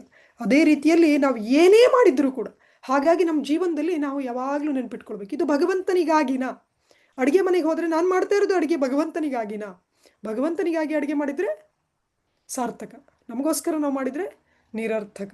ನಾವು ಮಾತಾಡ್ತಾ ಇರೋದು ಯಾರ ಜೊತೆನೂ ಮಾತಾಡ್ತಾ ಇರ್ತೇವೆ, ನಾವು ಮಾತಾಡ್ತಾ ಇರೋದು ಭಗವಂತನ ಗುಣಗಾನ ಮಾಡಿದರೆ ಸಾರ್ಥಕ, ಇಲ್ಲ ಅಂದರೆ ಅದು ವ್ಯರ್ಥ. ಹಾಗಾಗಿ ನೀವೆಲ್ಲ ಮಾಡಿದ್ದೀರ, ಮಹಾಭಾರತ ತನಕ ಎಲ್ಲ ಬರೆದಿದ್ದೀರ, ಆದರೆ ಭಗವಂತನನ್ನ ವರ್ಣನೆ ಮಾಡಿಲ್ಲ. ಯಥಾ ಧರ್ಮದಯಶ್ಚಾರ್ಥ ಮುನಿವರ್ಯಾನು ಕೀರ್ತಿತಃ ನ ತಥಾ ವಾಸುದೇವಸ್ಯ ಮಹಿಮಾಹಿ ಅನುವರ್ಣಿತಃ. ಧರ್ಮ ಅರ್ಥ ಕಾಮ ಮೋಕ್ಷದ ಬಗ್ಗೆ ಏನೇನು ಮಾಡಬೇಕು ಎಲ್ಲ ಮಾಡಿದ್ದೀರ, ಆದರೆ ವಾಸುದೇವನ ಮಹಿಮೆಯನ್ನು ವರ್ಣನೆ ಮಾಡಿಲ್ಲ. ಇಲ್ಲಪ್ಪ, ಮಹಾಭಾರತದಲ್ಲಿ ಭಗವದ್ಗೀತೆ ಬಂತಲ್ಲ, ಮಹಾಭಾರತದಲ್ಲಿ ಕೃಷ್ಣನ ವರ್ಣನೆ ಬರುತ್ತಲ್ಲ ಅಂತ ಕೇಳ್ಬೋದು. ಆದರೆ ಸಾಮಾನ್ಯ ಜನರಿಗೆ ಮಹಾಭಾರತ ಅಂತ ಹೇಳಿದ ಕೂಡ ನೆನಪಾಗೋದು ಏನು? ಕುರುಕ್ಷೇತ್ರ ಯುದ್ಧ, ಪಾಂಡವರ ಕೌರವರ ಸಂಘರ್ಷ, ಇದು ನೆನಪಾಗುತ್ತೆ, ರಾಜಕೀಯ ನೆನಪಾಗುತ್ತೆ ಹೊರತು ಯಾರಿಗೂ ಕೂಡ, ಎಷ್ಟೋ ಜನರಿಗೆ ಭಗವದ್ಗೀತೆ ಮಹಾಭಾರತದ ಒಳಗಡೆ ಇದೆ ಅಂತ ಕೂಡ ಗೊತ್ತಿಲ್ಲ. ಆಮೇಲೆ ಇಡೀ ಮಹಾಭಾರತದ ತಾತ್ಪರ್ಯ ಏನಿದೆ ಅದು ಭಗವದ್ಗೀತೆ ಅಂತ ಕೂಡ ಗೊತ್ತಿಲ್ಲ. ಹಾಗಾಗಿ ಆಮೇಲೆ ಅಷ್ಟು ಮಾತ್ರ ಅಲ್ಲ, 1,00,000 ಶ್ಲೋಕಗಳ ಮಹಾಭಾರತ, ಅದರಲ್ಲಿ ಭಗವದ್ಗೀತೆ ಒಂದು 700 ಶ್ಲೋಕ, ವಿಷ್ಣು ಸಹಸ್ರನಾಮ ಒಂದು 100 ಚಿಲ್ಲರೆ ಶ್ಲೋಕ, ಇಷ್ಟೇ. ಹಾಗಾಗಿ ಏನು ಕೆಲಸ ಮಾಡಿದ್ದೀರಾ ನೀವು? ಭಗವಂತನ ಮಹಿಮೆಯನ್ನು ವರ್ಣನೆ ಮಾಡಿಲ್ಲ. ಹಾಗಾಗಿ ಆಮೇಲೆ ಮುಂದಿನ ಶ್ಲೋಕ ಇನ್ನೂ ಅದ್ಭುತ. ನ ಯದ್ವಚಶ್ಚಿತ್ರ ಪದಂ ಹರೇರ್ಯಶೋ ಜಗತ್ ಪವಿತ್ರಂ ಪ್ರಗೃಣೀತ ಕರಿಚಿ ತದ್ವಾಯಸ ತೀರ್ಥಂ ಉಶಂತಿ ಮಾನಸ ನ ಯತ್ರ ಹಂಸ ನಿರಮಂತ್ಯು ಶಿಕ್ಷಯ. ಹರೇರ್ಯಶೋ ನ ಯದ್ವಚಶ್ಚಿತ್ರ ಪದಂ ಹರೇರ್ಯಶೋ. ಎಷ್ಟು ಚಿತ್ರರಂಜಿತವಾಗಿ ವರ್ಣರಂಜಿತವಾಗಿ ಆ ಒಂದು ಏನು ಹೇಳ್ತಾರೆ ಕೊನೆಯಲ್ಲಿ ಅಂತ್ಯಪ್ರಾಸ ಆದಿಪ್ರಾಸ ಮಧ್ಯಪ್ರಾಸ ಸಾಹಿತ್ಯಿಕವಾಗಿ ವ್ಯಾಕರಣವಾಗಿ ಛಂದೋಬದ್ಧವಾಗಿ ಎಷ್ಟು ಸುಂದರವಾಗಿ ಬರೆದರೂ ಕೂಡ ಹರಿಯ ಯಶಸ್ಸನ್ನು ಗುಣಗಾನವನ್ನು ಅಲ್ಲಿ ಮಾಡಿಲ್ಲ ಅಂತೇಳಿ ಹೇಳಿದರೆ ಜಗತ್ತನ್ನೇ ಪವಿತ್ರಗೊಳಿಸುವಂತಹ ಭಗವಂತನ ಗುಣಗಾನ ಆಗಿಲ್ಲ ಅಂದರೆ ಅದು ಎಂಥ ಗ್ರಂಥ, ಎಂತಹ ಒಂದು ಸಾಹಿತ್ಯ. ತದ್ವಾಯಸಂ ತೀರ್ಥಂ, ಕಾಗೆಗಳು ಸ್ನಾನ ಮಾಡುವಂತಹ ಜಾಗ, ಕಾಗೆಗಳು ರಮಿಸುವಂತಹ ಜಾಗ. ಕಾಗೆಗಳು ರಮಿಸುವಂತಹ ಜಾಗ ಯಾವುದು? ನಾವೆಲ್ಲ ನೋಡ್ತೇವೆ. ಕಾಗೆಗಳು ಎಲ್ಲಿರುತ್ತಪ್ಪ, ಎಲ್ಲಿ ಎಲ್ಲಕ್ಕಿಂತ ತುಂಬ ಗಲೀಜಿರುತ್ತೋ ಅಲ್ಲಿ ಕಾಗೆಗಳಿರ್ತವೆ. ಎಲ್ಲಾದರೂ ಯಾವುದಾದ್ರೂ ಜಾಗ ಚೆನ್ನಾಗಿದೆ, ಕ್ಲೀನ್ ಆಗಿದೆ, ಸ್ವಚ್ಛವಾಗಿದೆ ಅಂತೇಳಿ ಹೇಳಿದ್ರೆ ಅಲ್ಲಿ ಕಾಗೆಗಳು ನೋಡಲಿಕ್ಕೇ ಸಿಗುವುದಿಲ್ಲ. ಎಲ್ಲೆಲ್ಲಿ ಕಸ ಬಿದ್ದಿರುತ್ತೋ ಅಲ್ಲಿ ಹೋಗಲಿಕ್ಕೆ ನಮಗೆ ಹೇಸಿಗೆ ಆಗುತ್ತೋ ಅಂತಹ ಜಾಗದಲ್ಲಿ ಕಾಗೆಗಳು ರಮಿಸ್ತವೆ. ಹಾಗೇನೆ ಹರಿಯ ಯಶಸ್ಸನ್ನು, ಭಗವಂತನ ಗುಣಗಾನವನ್ನು ಮಾಡದೇ ಇರುವಂತಹ ಸಾಹಿತ್ಯ ಏನಿದೆ ಅದು ಕಾಗೆಗಳು. ಅಂದರೆ ಅದನ್ನು ಯಾರು ಓದ್ತಾರೋ, ಅದರಲ್ಲಿ ಯಾರು ರಮಿಸ್ತಾರೋ ಅವರು ಕಾಗೆಗಳ ರೀತಿ. ನ ಯತ್ರ ಹಂಸ ನಿರಮಂತಿ ಉಶಿಕ್ಷಯ. ಹಂಸ ರೀತಿಯಲ್ಲಿ, ಅಂದರೆ ಹಂಸಗಳು ಶುಭ್ರವಾದ ನೀರಿನಲ್ಲಿ ಸಂಚಾರ ಮಾಡ್ತೇವೆ. ಅಷ್ಟು ಮಾತ್ರ ಅಲ್ಲ, ನೀರು ಮತ್ತು ಹಾಲು ಒಟ್ಟಿಗೆ ಕೊಟ್ಟರೂ ಕೂಡ ಅದರಲ್ಲಿ ಬರೀ ಹಾಲನ್ನು ತಗೊಂಡು ನೀರನ್ನು ಬಿಡುವಂತಹ ಒಂದು ವಿಶೇಷವಾದ ಶಕ್ತಿ ಹಂಸಕ್ಕಿದೆ. ಅದೇ ರೀತಿಯಲ್ಲಿ ಭಗವಂತನ ಭಕ್ತರು ಪರಮಹಂಸರು. ಅವರು ಹೇಗೆ ಅಂತೇಳಿ ಹೇಳಿದರೆ ಈ ಭೌತಿಕವಾದ ಜಗತ್ತಿನಲ್ಲಿದ್ದರೂ ಕೂಡ ಭಗವಂತನಿಗೆ ಬೇಕಾದನ್ನು ಮಾತ್ರ ಸಾರವನ್ನು ತಗೊಂಡು ಮತ್ತೆ ಭೌತಿಕವಾಗಿ ಯಾವುದೇ ರೀತಿಯ ಬೇರೆ ಭಗವಂತನಿಗೆ ಸಂಬಂಧ ಇಲ್ಲದಿದ್ದು, ಅಂದರೆ ಭಗವಂತನ ಭಕ್ತಿಗೆ ಪೂರಕ ಆಗದೇ ಇರುವುದನ್ನು ಅದನ್ನು ನೀರನ್ನು ಹೇಗೆ ಹಂಸ ಬಿಟ್ಟುಬಿಡುತ್ತೋ ಅದೇ ರೀತಿಯಲ್ಲಿ ಸಂಪೂರ್ಣವಾಗಿ ಅದನ್ನು ತ್ಯಜಿಸ್ತಾರೆ. ಹಾಗಾಗಿ ಅಂತಹ ಪರಮಹಂಸರು ರಮಿಸುವಂತಹ ಸಾಹಿತ್ಯವನ್ನು ನೀವು ಬರೆದಿಲ್ಲ, ಕಾಗೆಗಳಿಗೋಸ್ಕರ ಬರೆದಿದ್ದೀರ ನೀವು. ಹಾಗಾಗಿ ಭಗವಂತನ ಭಕ್ತರು ಇದರಲ್ಲಿ ರಮಿಸಲಿಕ್ಕೆ ಸಾಧ್ಯ ಇಲ್ಲ. ಶ್ರೀಲ ಜಗನ್ನಾಥದಾಸರು ಒಂದು ಕಡೆ ಹೇಳ್ತಾರೆ, ಹೇಗೆ ಅಂತೇಳಿ ಹೇಳಿದರೆ, ಮಳೆಯ ನೀರೋಣಿಯಲು ಪರಿಯಲು ಬಳಸರೂರೊಳಗಿದ್ದ ಜನರ ಜಲವು ಹೆದ್ದೊರೆಗೂಡೆ ಮಜ್ಜನ ಪಾದನಗೈದಪರು ಕಲುಷ ವಚನಗಳಾದೊಡೆಯು ಬಾಂಬೊಳೆಯ ಪೆತ್ತನ ಪಾದ ಮಹಿಮಾ ಜಲದಿ ಪೊಕ್ಕುದರಿಂದ ಮಾಂಡಪರೆ ಮಹೀಸುರರು ಅಂತ. ಈ ಶ್ಲೋಕವನ್ನೇ ಕನ್ನಡದಲ್ಲಿ ಅವರು ಹರಿಕಥಾಮೃತ ಸಾರದಲ್ಲಿ ಜಗನ್ನಾಥದಾಸರು ಹೇಳ್ತಾರೆ. ಅಂತೇಳಿ ಹೇಳಿದರೆ, ಮಳೆಯ ನೀರೋಣಿಯಲ್ಲಿ ಪರಿಯಲು ಬಳಸರೂರೊಳಗಿದ್ದ ಜನರು, ನೀರು ಕೆಸರು ಓಣಿಯಲ್ಲಿ ಬಿದ್ದು ಕೆಸರು ಆದರೆ ಅದನ್ನು ಯಾರು ಕೂಡ ಮುಟ್ಲಿಕ್ಕೆ ಹೋಗುದಿಲ್ಲ. ಅದೇ ನೀರು ಆ ಒಂದು ಬಾವಿಗೋ ಇಲ್ಲ ನದಿಗೋ ಸೇರಿದರೆ ಅದನ್ನೆಲ್ಲರಿಗೂ ಕೂಡ ಅದು ಉಪಯೋಗ ಆಗುತ್ತೆ. ಅದೇ ರೀತಿಯಲ್ಲಿ ಕಲುಷ ವಚನಗಳಾದೊಡೆಯು ಬಾಂಬೊಳೆಯ ಪೆತ್ತನ ಪಾದ ಮಹಿಮಾ ಜಲದಿ ಪೊಕ್ಕುದರಿಂದ ಮಾಂಡಪರೇ ಮಹೀಸುರರು. ಆದರೆ ಮಾತು ಆಡುವಾಗ ವ್ಯಾಕರಣವಾಗಿ ಸಾಹಿತ್ಯವಾಗಿ ಅದು ಸುಂದರವಾಗಿ ಮಾಡಿಲ್ಲ ಅಂದರೂ ಕೂಡ ಭಗವಂತನ ಗುಣಗಾನ ಅದರಲ್ಲಿ ಇದೆ ಅಂತೇಳಿ ಹೇಳಿದರೆ ಅದನ್ನು ಮಹಾತ್ಮರೆಲ್ಲರೂ ಕೂಡ ಅದರಿಂದ ಸಂತೋಷ ಪಡ್ತಾರೆ ಅಂತೇಳಿ ಜಗನ್ನಾಥದಾಸರು ಹೇಳ್ತಾರೆ. ಹಾಗೆ ಅವ್ರದ್ದು ಅದ್ಭುತವಾದ ಒಂದು ಗ್ರಂಥವನ್ನು ಬರೀತಾರೆ. ಆದರೂ ಕೂಡ ಅವರಷ್ಟು ವಿನೀತರಾಗಿ ಹಾಗೆ ಹೇಳ್ತಾರೆ, ಭಗವಂತ ನೀನು ಇದನ್ನು ಸ್ವೀಕಾರ ಮಾಡ್ತೀಯ ಅಂತ. ಅದೇ ರೀತಿಯಲ್ಲಿ ನಾರದ ಮುನಿಗಳು ಇಲ್ಲಿ ಹೇಳ್ತಾ ಇದ್ದಾರೆ, ಆ ಹರಿಯ ಯಶಸ್ಸನ್ನು ಗುಣಗಾನ ಮಾಡದೇ ಇರುವಂತಹ ಸಾಹಿತ್ಯ ಅದೆಷ್ಟು ಛಂದೋಬದ್ಧವಾಗಿದ್ರೂ ಅದರಲ್ಲಿ ಎಷ್ಟು ಸುಂದರವಾಗಿ ಕಾಣಿಸಿದ್ರೂ ಕೂಡ ಪರಮಹಂಸರಾದಂತಹ ಭಕ್ತರು ಅದರಲ್ಲಿ ರಮಿಸಲಿಕ್ಕೆ ಸಾಧ್ಯನೇ ಇಲ್ಲ. ಹೇಗೆ ಯಾರು ಕೂಡ ಕಾಗೆಗಳ ರಮಿಸುವಂತಹ ಜಾಗಕ್ಕೆ ಹೋಗಲಿಕ್ಕೆ ಇಷ್ಟಪಡೋದಿಲ್ವೋ ಅದೇ ರೀತಿಯಲ್ಲಿ ಈ ಸಾಹಿತ್ಯವನ್ನು ಯಾರು ಕೂಡ ಓದುವುದಿಲ್ಲ, ಯಾರು ಕೂಡ ಇದರನ್ನ ಇಷ್ಟಪಡೋದಿಲ್ಲ ಅಂತೇಳಿ ಹೇಳ್ತಾರೆ. ತದ್ವಾಗ್ವಿಸರ್ಗೋ ಜನತಾಗ ವಿಪ್ಲವ ಯಸ್ಮಿನ್ ಪ್ರತಿ ಶ್ಲೋಕಂ ಅಬದ್ಧವತಿ ಅಪಿ ನಾಮಾನಿ ಅನಂತಸ್ಯ ಯಶೋಂಕಿತಾನಿ ಯತ್ ಶೃಣ್ವಂತಿ ಗಾಯಂತಿ ಗೃಣಂತಿ ಸಾಧವ. ಅದೇ ಅದನ್ನು ಬಿಟ್ಟು ಇದು ವಾಯಸ ತೀರ್ಥ ಆಯಿತು, ಯಾರು ಕಾಗೆಗಳ ಥರ ಇರುವಂಥವರಿಗೆ ನೀವು ಬರೆದಿರೋದು.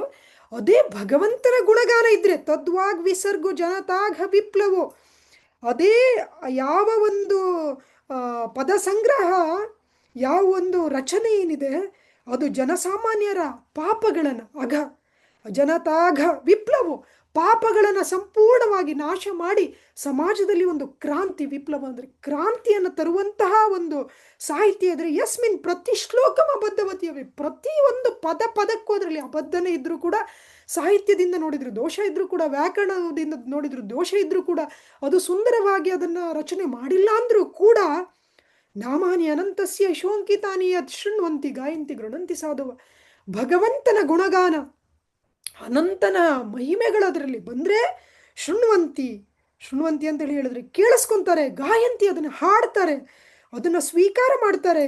ಯಾರು? ಭಗವಂತನ ಭಕ್ತರು. ಹಾಗಾಗಿ ಅಂತಹ ಸಾಹಿತ್ಯವನ್ನು ರಚನೆ ಮಾಡು. ಇಷ್ಟರ ತನಕ ನೀವು ಏನೇನು ಮಾಡಿದ್ದೀರಾ, ಇಷ್ಟರ ತನಕ ಏನೇನು ಮಾಡಿದ್ದೀರಾ, ಇದು ಯಾವುದು ಭಕ್ತರಿಗಲ್ಲ ಅಂದ್ಬಿಡ್ತಾರೆ. ಹಾಗಾಗಿ ತುಂಬ ಮುಖ್ಯವಾದ ಶ್ಲೋಕ, ನಾವೆಲ್ಲರೂ ಕೂಡ ನೆನ್ಪಿಟ್ಟುಕೊಂಡು ಈ ಒಂದು ರೀತಿಯಲ್ಲಿ ನಾವು ಯಾಕೆ ಅಂತೇಳಿ ಹೇಳಿದ್ರೆ, ಶ್ರೀಮದ್ ಭಾಗವತ ಜನರ ಪಾಪಗಳನ್ನು ಸಂಪೂರ್ಣವಾಗಿ ನಾಶ ಮಾಡಿ ಸಮಾಜದಲ್ಲಿ ಕ್ರಾಂತಿಯನ್ನು ತರುವಂತಹ ಗ್ರಂಥ ಶ್ರೀಮದ್ ಭಾಗವತ. ಹಾಗಾಗಿ ಈ ಭಾಗವತ ಯಾರಾದರೂ ಸಮಾಜದಲ್ಲಿ ಕಲ್ಯಾಣವನ್ನು ಬಯಸುವುದಾದರೆ, ನನ್ನ ಸಮಾಜ ಚೆನ್ನಾಗಿರ್ಬೇಕಪ್ಪ, ನಮ್ಮ ಮನೆಯವರು ಚೆನ್ನಾಗಿರ್ಬೇಕಪ್ಪ, ನನ್ನ ಬಂಧುಗಳು ಚೆನ್ನಾಗಿರ್ಬೇಕಪ್ಪ, ನಾನು ಚೆನ್ನಾಗಿರ್ಬೇಕಂತ ಯಾರಾದರೂ ಬಯಸಿದ್ರೆ ಮಾಡಬೇಕಾಗಿರುವಂತಹ ಕೆಲಸ ಏನು ಅಂತ ಹೇಳಿದ್ರೆ ಶ್ರೀಮದ್ ಭಾಗವತದ ವಿತರಣೆಯನ್ನು ಮಾಡಬೇಕು ಅಷ್ಟೇ, ಬೇರೆ ಏನು ಮಾಡಬೇಕಾಗಿಲ್ಲ. ಈ ಅಧ್ಯಾಯದಿಂದ ಇಷ್ಟು ನಾವು ಅರ್ಥ ಮಾಡಿಕೊಂಡ್ರೆ ನಮ್ಮ ಜನ್ಮ ಸಾರ್ಥಕ. ಅರ್ಥ ಮಾಡಿಕೊಂಡು ಆ ನಿಟ್ಟಿನಲ್ಲಿ ನಾವು ನಡಿಬೇಕು. ಹಾಗಾಗಿ ನಾರದ ಮುನಿಗಳು ಹೇಳ್ತಾ ಇದ್ದಾರೆ, ಬೇರೆ ಏನು ಮಾಡೋದು ವ್ಯರ್ಥ ಅಂತ. ಯಾರೋ ಒಬ್ಬ ಹಸಿದವನಿಗೆ ಊಟ ಕೊಡೋದು ಆ ಕ್ಷಣಕ್ಕೆ ಒಂದು ಕ್ಷಣಿಕವಾದ ಸಹಾಯ ಇರ್ಬೋದು ದೇಹಕ್ಕೆ. ಯಾರೋ ನಿರ್ಗತಿಕನಿಗೆ ಒಂದು ಬಟ್ಟೆ ಕೊಡೋದು ಅದು ಆ ಕ್ಷಣಕ್ಕೆ ಒಂದು ಕ್ಷಣಿಕವಾದ ಸಹಾಯ ಇರ್ಬೋದು. ಹಾಗೇನೆ ಆಸ್ಪತ್ರೆ ಕಟ್ಟೋದ್ರಿಂದ ಹಿಡಿದು ಪ್ರತಿಯೊಂದು ಕೂಡ ಸಮಾಜದಲ್ಲಿ ಏನೇನು ಕಲ್ಯಾಣ ಅಂದ್ಕೊಂಡು ಮಾಡ್ತಿದ್ದಾರೋ ನಾರದ ಮುನಿಗಳು ಹೇಳ್ತಾರೆ ಇದೆಲ್ಲ ವ್ಯರ್ಥ, ಇದು ಪೂರ್ತಿ ವ್ಯರ್ಥ. ಮಾಡಬೇಕಾಗಿರೋದೇನೋ ಶ್ರೀಮದ್ ಭಾಗವತದ ವಿತರಣೆ ಮಾಡಬೇಕು. ಇದರಿಂದ ಸಮಾಜದಲ್ಲಿ ಕ್ರಾಂತಿ ಆಗುತ್ತೆ. ಯಾಕೆ ಕ್ರಾಂತಿ ಆಗುತ್ತೆ? ಇವತ್ತು ಸಮಾಜದಲ್ಲಿ ಯಾಕೆ ಜನ ಕಷ್ಟದಲ್ಲಿದ್ದಾರೆ ಅಂತೇಳಿ ಹೇಳಿದ್ರೆ ಜನರ ಪಾಪದಿಂದ. ಇವತ್ತು ನಾವು ನೋಡ್ತಾ ಇದ್ದೇವೆ ಸಮಾಜದಲ್ಲಿ ಎಷ್ಟೊಂದು ಪಾಪ ಕಾರ್ಯಗಳು ನಡೀತಾ ಇದೆ ಅಂತೇಳಿ ಹೇಳಿದ್ರೆ, ನಮಗೆ ಹಾಲು ಕೊಟ್ಟು ನಮ್ಮನ್ನು ಸಾಕುವಂತಹ ಹೆತ್ತ ತಾಯಿ 2 ವರ್ಷ ಹಾಲು ಕೊಟ್ಟರೆ ನಮ್ಮ ಜೀವಮಾನ ಪೂರ್ತಿ ಹಾಲು ಕೊಡುವಂಥದ್ದು ಗೋಮಾತೆ. ಅಂತಹ ಗೋಮಾತೆ ನಮ್ಮ ಕಣ್ಣ ಎದುರು ಕೂಡ ವಧೆ ಆಗ್ತಾ ಇದ್ರು ಕೂಡ ನಮಗೆ ಏನೂ ಅನಿಸೋದಿಲ್ಲ. ನಮಗೆ ನಾವು ಏನೂ ನಡೀತಾ ಇಲ್ವೇನೋ ಅನ್ನುವ ರೀತಿಯಲ್ಲಿ ಕಣ್ಣಿದ್ರೂ ಕುರುಡರ ಥರ ಜೀವನವನ್ನು ಮಾಡ್ತಾ ಇದ್ದೇವೆ. ಹಾಗೇನೆ ಸಮಾಜದಲ್ಲಿ ಎಷ್ಟೆಷ್ಟು ಕ್ರೌರ್ಯಗಳು ನಡೀತಾ ಇದೆ. ಇದೆಲ್ಲ ಯಾವುದರಿಂದ? ಪಾಪಪೂರಿತವಾದ ಒಂದು ಪ್ರಜ್ಞೆಯಿಂದ. ಈ ಪಾಪಪೂರಿತ ಪ್ರಜ್ಞೆಯನ್ನು ನಾವು ಪ್ರಜ್ಞೆಯನ್ನೇ ನಾವು ಕೃಷ್ಣ ಪ್ರಜ್ಞೆಗೆ ತರಬೇಕು, ಅಥವಾ ಅದನ್ನು ಸರಿಯಾದ ಒಂದು ಅದನ್ನು ಶುದ್ಧಿ ಮಾಡಬೇಕು, ಮನಸ್ಸನ್ನು ಶುದ್ಧಿ ಮಾಡಬೇಕು ಅಂತ ಹೇಳಿದ್ರೆ ಬೇರೆ ಯಾವುದರಿಂದ ಸಾಧ್ಯ ಇಲ್ಲ, ಶ್ರೀಮದ್ ಭಾಗವತದಿಂದ ಅನ್ನುವಂಥದ್ದನ್ನು ನಾರದ ಮುನಿಗಳು ಸುಸ್ಪಷ್ಟವಾಗಿ ಹೇಳಿದ್ದಾರೆ. ಹಾಗಾಗಿ ಇಲ್ಲಿ ಎಷ್ಟು ಜನರಿದ್ದೀರಾ, ನಿಮ್ಮವರಿಗೆ ಎಲ್ಲರೂ ಕೂಡ ನಮ್ಮವರೇ, ವೈಷ್ಣವರಿಗೆ ಎಲ್ಲರೂ ನಮ್ಮವರೇ, ಇಡೀ ಜಗತ್ತು ಕೂಡ ನಮ್ಮದೇ. ಯಾಕೆ ಅಂತೇಳಿ ಹೇಳಿದ್ರೆ, ಬೇರೆಯವರಿಗೆ ನಮ್ಮ ಅಮ್ಮನ ಹೊಟ್ಟೆಯಲ್ಲಿ ಹುಟ್ಟಿದವರು ನಮ್ಮ ಅಣ್ಣ ತಮ್ಮಂದಿರು, ಬೇರೆಯವರು. ಆದರೆ ನಮ್ಗೆ ಹಾಗಲ್ಲ. ನಮ್ಗೆ ಯಾಕೆ ಅಂತೇಳಿ ಹೇಳಿದ್ರೆ, ಮಮಯುವಾಂಶೋ ಜೀವಲೋಕೆ ಜೀವಭೂತ ಸನಾತನ, ಎಲ್ಲರೂ ಕೂಡ ನನ್ನ ಅಂಶ ಅಂತ ಭಗವಂತ ಹೇಳ್ತಾನೆ. ಹಾಗಾಗಿ ವೈಷ್ಣವರಿಗೆ ಇಡೀ ಜಗತ್ತೇ ನಮ್ಮವರು, ಎಲ್ಲರೂ ಕೂಡ ನಮ್ಮವರು. ಅಹಂ ಬೀಜ ಪ್ರದಪಿತ ಅಂತ ಭಗವಂತ ಹೇಳ್ತಾನೆ ಭಗವದ್ಗೀತೆಯಲ್ಲಿ. ನಾನು ಎಲ್ಲರ ತಂದೆ, ನಾನು ಬೀಜವನ್ನು ಸ್ಥಾಪನೆ ಮಾಡಿರುವಂತಹ ತಂದೆ ಅಂತ. ಹಾಗಾಗಿ ಬರೀ ಮನುಷ್ಯರಿಗೆ ಮಾತ್ರ ಅಲ್ಲ, ಎಲ್ಲ ಪ್ರಾಣಿ ಪಕ್ಷಿಗಳಿಗೂ ಕೂಡ 84 ಲಕ್ಷ ಜೀವರಾಶಿಗಳಿಗೆ ಎಲ್ಲರಿಗೂ ಕೂಡ ಭಗವಂತ ತಂದೆ. ಹಾಗಾಗಿ ಅವರೆಲ್ಲರೂ ಕೂಡ ನಮ್ಮ ಅಣ್ಣ ತಮ್ಮಂದಿರು, ಅಕ್ಕ ತಂಗಿರು. ಹಾಗಾಗಿ ಅವರೆಲ್ಲರಿಗೂ ಕೂಡ ಒಳ್ಳೇದಾಗಬೇಕು. ಇದು ಒಬ್ಬ ಭಕ್ತನ ಯೋಚನೆ.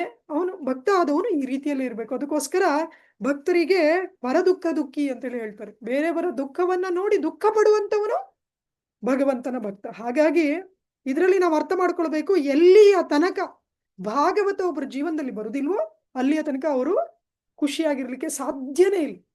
ಅವರಲ್ಲಿ ಎಷ್ಟೇ ಸಂಪತ್ತಿರ್ಬೋದು, ಎಷ್ಟೇ ಭೌತಿಕವಾದ ವಿದ್ಯೆ ಇರ್ಬೋದು, ಎಷ್ಟೇ ಒಳ್ಳೆ ಕೆಲಸದಲ್ಲಿ ಅವರು ಇರ್ಬೋದು, ನೋಡ್ಲಿಕ್ಕೆ ನಗ್ನಗ್ತಾ ಇರ್ಬೋದು, ಆದರೆ ಒಳಗಡೆಯಿಂದ ಅವರು ಸಂತೋಷವಾಗಿರ್ಲಿಕ್ಕೆ ಸಾಧ್ಯನೇ ಇಲ್ಲ. ಆಮೇಲೆ ಇದಕ್ಕೆ ಈ ಸಮಸ್ಯೆಗೆ ಪರಿಹಾರ ಏನು? ಶ್ರೀಮದ್ ಭಾಗವತನೇ ಇದಕ್ಕೆ ಪರಿಹಾರ, ಬೇರೆ ಏನು ಪರಿಹಾರ ಇಲ್ಲ. ಹಾಗಾಗಿ ತದ್ವಾಗ್ ವಿಸರ್ಗೋ ಜನತಾಘ ವಿಪ್ಲವೋ, ಸಮಾಜದಲ್ಲಿ ಜನರ ಪಾಪ ಪೂರಿತವಾದ ಹೃದಯವನ್ನ, ಕಲುಷಿತವಾದ ಹೃದಯವನ್ನ ಶುದ್ಧ ಮಾಡಿ ಸಮಾಜದಲ್ಲಿ ಕಲ್ಯಾಣವನ್ನು ಮಾಡುವಂತಹ ಒಂದೇ ಒಂದು ಕೆಲಸ ಏನಪ್ಪಾ ಅಂತ ಹೇಳಿದ್ರೆ ಅದು ಶ್ರೀಮದ್ ಭಾಗವತದ ವಿತರಣೆ. ಆದ್ರಿಂದ ನಾವೆಲ್ಲರೂ ಕೂಡ ಮಾಡಬೇಕಾಗಿರುವಂತಹ ಕೆಲಸ ಅದೇನೆ. ನಾವಿವತ್ತು ಭಾಗವತದ ರಸವನ್ನ ಆಸ್ವಾದಿಸ್ತಾ ಇದ್ದೇವೆ. ಭಾಗವತದ ಒಂದು ನಾರದ ಮುನಿಗಳ ಕೃಪೆ, ವೇದವ್ಯಾಸರ ಕೃಪೆ, ಶ್ರೀಲ ಪ್ರಭುಪಾದರ ಕೃಪೆಯನ್ನು ನಾವು ಅನುಭವಿಸ್ತಾ ಇದ್ದೇವೆ. ಇದನ್ನು ನಾವು ಹಂಚಬೇಕು. ಭಾಗವತದಲ್ಲೇ ಒಂದು ಶ್ಲೋಕ ಬರುತ್ತೆ, ನಾವು ಒಬ್ಬ ಭಕ್ತನ ಜ್ಞಾನ ಏನಿದೆ ಅದನ್ನು ಹಂಚಿಲ್ಲ ಅಂತೇಳಿ ಹೇಳಿದ್ರೆ ತೂತಾದ ಮಡಕೆ ಥರ ಸೋರಿ ಹೋಗುತ್ತೆ ಅಂತ. ತೂತಾದ ಮಡಕೆಯಲ್ಲಿ ಎಷ್ಟು ನೀರು ತುಂಬಿಸಿದ್ರು ಅದು ಸೋರಿ ಹೋಗುತ್ತೆ, ಅದರೊಳಗೆ ನಿಲ್ಲುವುದಿಲ್ಲ. ಹಾಗೇನೆ ಈ ಜ್ಞಾನ, ಭಗವಂತನ ಜ್ಞಾನ ಏನಿದೆ, ಭಾಗವತ ಏನಿದೆ, ನಾವಿದನ್ನು ಹಂಚದಷ್ಟು ಕೂಡ ಭಗವಂತನ ಕೃಪೆ ನಮ್ಮ ಮೇಲೆ ಇನ್ನೂ ಜಾಸ್ತಿ ಆಗ್ತಾ ಹೋಗುತ್ತೆ. ಹಾಗಾಗಿ ಯಾರು ನಿಜವಾಗ್ಲೂ ಭಾಗವತವನ್ನು ಅರ್ಥ ಮಾಡ್ಕೊಂಡಿದ್ದಾರೋ ಅವರು ಇಡೀ ಪ್ರಪಂಚಕ್ಕೆ ಭಾಗವತವನ್ನು ಹಂಚಬೇಕು. ಯಾಕಂದ್ರೆ ಪ್ರಪಂಚದಲ್ಲಿ ಎಲ್ಲರೂ ಸಂತೋಷವಾಗಿರಲಿ. ಈಗ ನೋಡಿ, ಎಲ್ಲೋ ಯುದ್ಧ ನಡೀತಾ ಇದೆ, ಎಷ್ಟೋ ಜನ ಸಾಯ್ತಾ ಇದ್ದಾರೆ, ಎಷ್ಟೋ ಕಡೆ ಅದರದ್ದು ವಿಪರೀತ ಪರಿಣಾಮಗಳು ನಮ್ಮ ದೇಶದ ಮೇಲೂ ಕೂಡ ಬೀಳ್ತಾ ಇದೆ. ಹಾಗಾಗಿ ಭಗವಂತನ ಭಕ್ತ ಅದನ್ನು ಯಾಕೆ ಈ ಥರ ಜನ ಅಂಧಕಾರದಲ್ಲಿದ್ದಾರೆ, ಯಾಕೆ ಈ ರೀತಿಯಲ್ಲಿ ಅಂದರೆ ಒಂದಲ್ಲ ಒಂದು ರೀತಿಯ ತೊಂದರೆಗಳು ಸಮಾಜದಲ್ಲಿ ನಡೀತಾನೇ ಇದೆ. ಶ್ರೀಲ ಪ್ರಭುಪಾದರು ಹೇಳ್ತಾರೆ, ಸಮಾಜದಲ್ಲಿ, ಇಡೀ ಸಮಾಜದಲ್ಲಿ, ಶ್ರೀಲ ಪ್ರಭುಪಾದರು ಇದರಲ್ಲೇ ಹೇಳ್ತಾರೆ, ಅಂದರೆ ಪ್ರಸ್ತಾವನೆಯಲ್ಲೇ ಹೇಳ್ತಾರೆ, ಇಡೀ ಸಮಾಜದಲ್ಲಿ ಕ್ರಾಂತಿಯನ್ನು ತರುವಂತಹ ಗ್ರಂಥ ಶ್ರೀಮದ್ ಭಾಗವತಂ. ಆದ್ರಿಂದ ಇದನ್ನು ಶ್ರೀಲ ಪ್ರಭುಪಾದರು ಹೇಳ್ತಾರೆ, ಪ್ರತಿ ಶಾಲೆಗಳಲ್ಲಿ, ಕಾಲೇಜುಗಳಲ್ಲಿ ಇದನ್ನು ಶ್ರೀಮದ್ ಭಾಗವತ ಪಠ್ಯ ಪುಸ್ತಕ ಆಗಬೇಕು ಅಂತೇಳಿ ಹೇಳ್ತಾರೆ. ನಮ್ಮಲ್ಲಿ ಎಷ್ಟೋ ಜನ ಭಕ್ತರ ಮನೆಯಲ್ಲೂ ಕೂಡ ಮಕ್ಕಳಿಗೂ ಕೂಡ ನಾವು ಭಾಗವತವನ್ನು ಓದಿಸ್ತಾ ಇಲ್ಲ. ಶ್ರೀಲ ಪ್ರಭುಪಾದರ ಆಶಯ ಏನಿತ್ತು, ಇದು ಶಾಲೆಗಳಲ್ಲಿ, ಕಾಲೇಜುಗಳಲ್ಲಿ ಪಠ್ಯ ಪುಸ್ತಕ ಆಗಬೇಕು ಅಂತ. ಆದ್ದರಿಂದ ಪ್ರತಿಯೊಬ್ಬ ಮಗು ಕೂಡ ಶ್ರೀಮದ್ ಭಾಗವತವನ್ನು ಓದುವ ಥರ ಆಗಬೇಕು. ನಮ್ಮ ಮನೆಯಲ್ಲಿ ಮಾತ್ರ ಅಲ್ಲ, ಪ್ರತಿಯೊಬ್ಬರ ಮನೆಯಲ್ಲಿ. ಆದ್ದರಿಂದ ನಾವು ಶ್ರೀಮದ್ ಭಾಗವತವನ್ನು ವಿತರಣೆ ಮಾಡುವಾಗ ಕೂಡ ಪ್ರತಿಯೊಬ್ಬರ ಮನೆಗೂ ಕೂಡ, ಈಗ ಉದಾಹರಣೆಗೆ ನಮ್ಮ ಈ ಇದರಲ್ಲಿ ಎಲ್ಲರೂ ಕನ್ನಡದವರು ಇದ್ದೀರಾ, ಒಂದು ಕನ್ನಡ ಭಾಗವತಮ, ಇನ್ನೊಂದು ಇಂಗ್ಲೀಷ್ ಭಾಗವತಮ ನಾವು ಕೊಡಲೇಬೇಕು. ಯಾಕೆ ಅಂತ ಹೇಳಿದ್ರೆ ಮಕ್ಕಳೆಲ್ಲ ಇಂಗ್ಲೀಷ್ ಮೀಡಿಯಮಿಗೆ ಹೋಗ್ತಾ ಇರ್ತಾರೆ. ಕನ್ನಡವನ್ನು ಕೊಟ್ಟರೆ ಅವರಿಗೆ ಓದ್ಲಿಕ್ಕೆ ಆಗೋದು ಇಲ್ಲ, ಆಮೇಲೆ ಓದಿ ಅರ್ಥ ಮಾಡ್ಕೊಳ್ಳಿಕ್ಕೆ ಅವ್ರಿಗೆ ಆಗೋದಿಲ್ಲ. ಆದ್ದರಿಂದ ಅವರು ಇಂಗ್ಲೀಷಲ್ಲಿ ಓದುವ ಥರ ನಾವು ಅವರಿಗೆ ಪ್ರೇರಣೆ ಮಾಡಬೇಕು. ಆಮೇಲೆ ಬೇರೆಯವರು ದೊಡ್ಡವರು ಇರ್ತಾರೆ, ಅಪ್ಪ ಅಮ್ಮ ಇರ್ತಾರೆ, ಅಜ್ಜಿ ಇರ್ತಾರೆ, ಅವರಿಗೆ ಕನ್ನಡದಲ್ಲಿ ಓದಲಿಕ್ಕೆ ನಾವು ಇದು ಮಾಡಬೇಕು. ನಾವು ಇದರಲ್ಲಿ ಸಂಕೋಚ ಮಾಡ್ಕೊಳ್ಬಾರ್ದು. ಯಾಕೆ ಅಂತೇಳಿ ಹೇಳಿದ್ರೆ ನಾವು ಅವರಿಗೆ ಮಾಡುವಂತಹ ಏಕೈಕ ಸಹಾಯ ಏನಿದೆ ಇದೇನೆ, ಬೇರೆ ಏನು ಮಾಡಿದ್ದು ವ್ಯರ್ಥ. ಅದನ್ನೇ ನಾರದ ಮುನಿಗಳು ಇಲ್ಲಿ ಒತ್ತಿ ಹೇಳ್ತಾ ಇದ್ದಾರೆ, ಸಮಾಜದಲ್ಲಿ ಕ್ರಾಂತಿಯನ್ನು ಮಾಡುವಂತಹ ಗ್ರಂಥ ಶ್ರೀಮದ್ ಭಾಗವತಂ ಅಂತ ಹೇಳಿ. ಬೇರೆ ಏನು ಮಾಡಿನೂ ಏನು ಪ್ರಯೋಜನ ಇಲ್ಲ. ಎಷ್ಟೋ ಜನ, ಯಾರೋ ಒಬ್ಬ ಡಾಕ್ಟರ್, ಅವನು ಯಾವುದೋ ಒಂದು ಒಳ್ಳೆ ಕಾಲೇಜಲ್ಲಿ, ಮೆಡಿಕಲ್ ಕಾಲೇಜಲ್ಲಿ MBBS ಮಾಡಿ, ಒಳ್ಳೆ ಕಾಲೇಜಲ್ಲಿ, ಡೆಲ್ಲಿಯಲ್ಲಿ ಒಳ್ಳೆ ಕಾಲೇಜಲ್ಲಿ ರ್ಯಾಂಕ್ ಸ್ಟೂಡೆಂಟ್, ಒಳ್ಳೆ ಸೀಟ್ ಸಿಕ್ಕಿ PG, ಆಮೇಲೆ 4ನೇ ಮಹಡಿಯಿಂದ ಕೆಳಗಡೆ ಹಾರಿ ಆತ್ಮಹತ್ಯೆ ಮಾಡ್ಕೊಂಡ. ಹೀಗೆ ಜನರು ಯಾರು ಕೂಡ, ಎಷ್ಟೋ ಶ್ರೀಮಂತರು ಕೂಡ ಆತ್ಮಹತ್ಯೆ ಮಾಡ್ಕೊಳ್ಳೋದನ್ನು ನಾವು ನೋಡ್ತೇವೆ. ಇನ್ನೊಬ್ಬರು ಇತ್ತೀಚೆಗೆ ನಮ್ಮ ಒಂದು ಇದರಲ್ಲೇ ಗ್ರೂಪಲ್ಲೇ ಇದಾಗ್ತಾ ಇತ್ತು, ಒಬ್ಬರು ಮಕ್ಕಳ ತಜ್ಞರು, ಒಳ್ಳೆ ಹೆಸರುವಾಸಿಯಾಗಿದ್ದರು ಕೂಡ, ಚಿಕ್ಕ ಮಗು ಇತ್ತು, 6 ತಿಂಗಳ ಮಗು ಇತ್ತು. ಅದನ್ನು ಬಿಟ್ಟು, ಹೆಂಡತಿನ ಬಿಟ್ಬಿಟ್ಟು ಅವರು ಆತ್ಮಹತ್ಯೆ ಮಾಡ್ಕೊತಾರೆ. ಹಾಗಾಗಿ ಇದು ಏನು ಅಂತೇಳಿ ಹೇಳಿದ್ರೆ, ಎಲ್ಲಿಯ ತನಕ ನಾವು ನೀರಿನಿಂದ ಮೀನನ್ನು ಹೊರಗಡೆ ಹಾಕಿಬಿಟ್ರೆ ಮೀನು ಯಾವ ಒಂದು ಪರಿಸ್ಥಿತಿಯಲ್ಲೂ ಸಂತೋಷವಾಗಿರಲಿಕ್ಕೆ ಸಾಧ್ಯ ಇಲ್ಲ. ಹಾಗಾಗಿ ಅದೇ ರೀತಿಯಲ್ಲಿ ಜೀವ ಭಗವಂತನ ಅಂಶ, ಮಮೈವಾಂಶೋ ಜೀವಲೋಕೆ ಜೀವಭೂತ ಸನಾತನ, ನಾವು ಭಗವಂತನ ಅಂಶ. ಹಾಗಾಗಿ ನಾವು ಭಗವಂತನಿಗೆ ಸಂಪರ್ಕದಲ್ಲಿ ಇದ್ದರೆ ಮಾತ್ರ ಸಂತೋಷವಾಗಿರ್ಲಿಕ್ಕೆ ಸಾಧ್ಯ.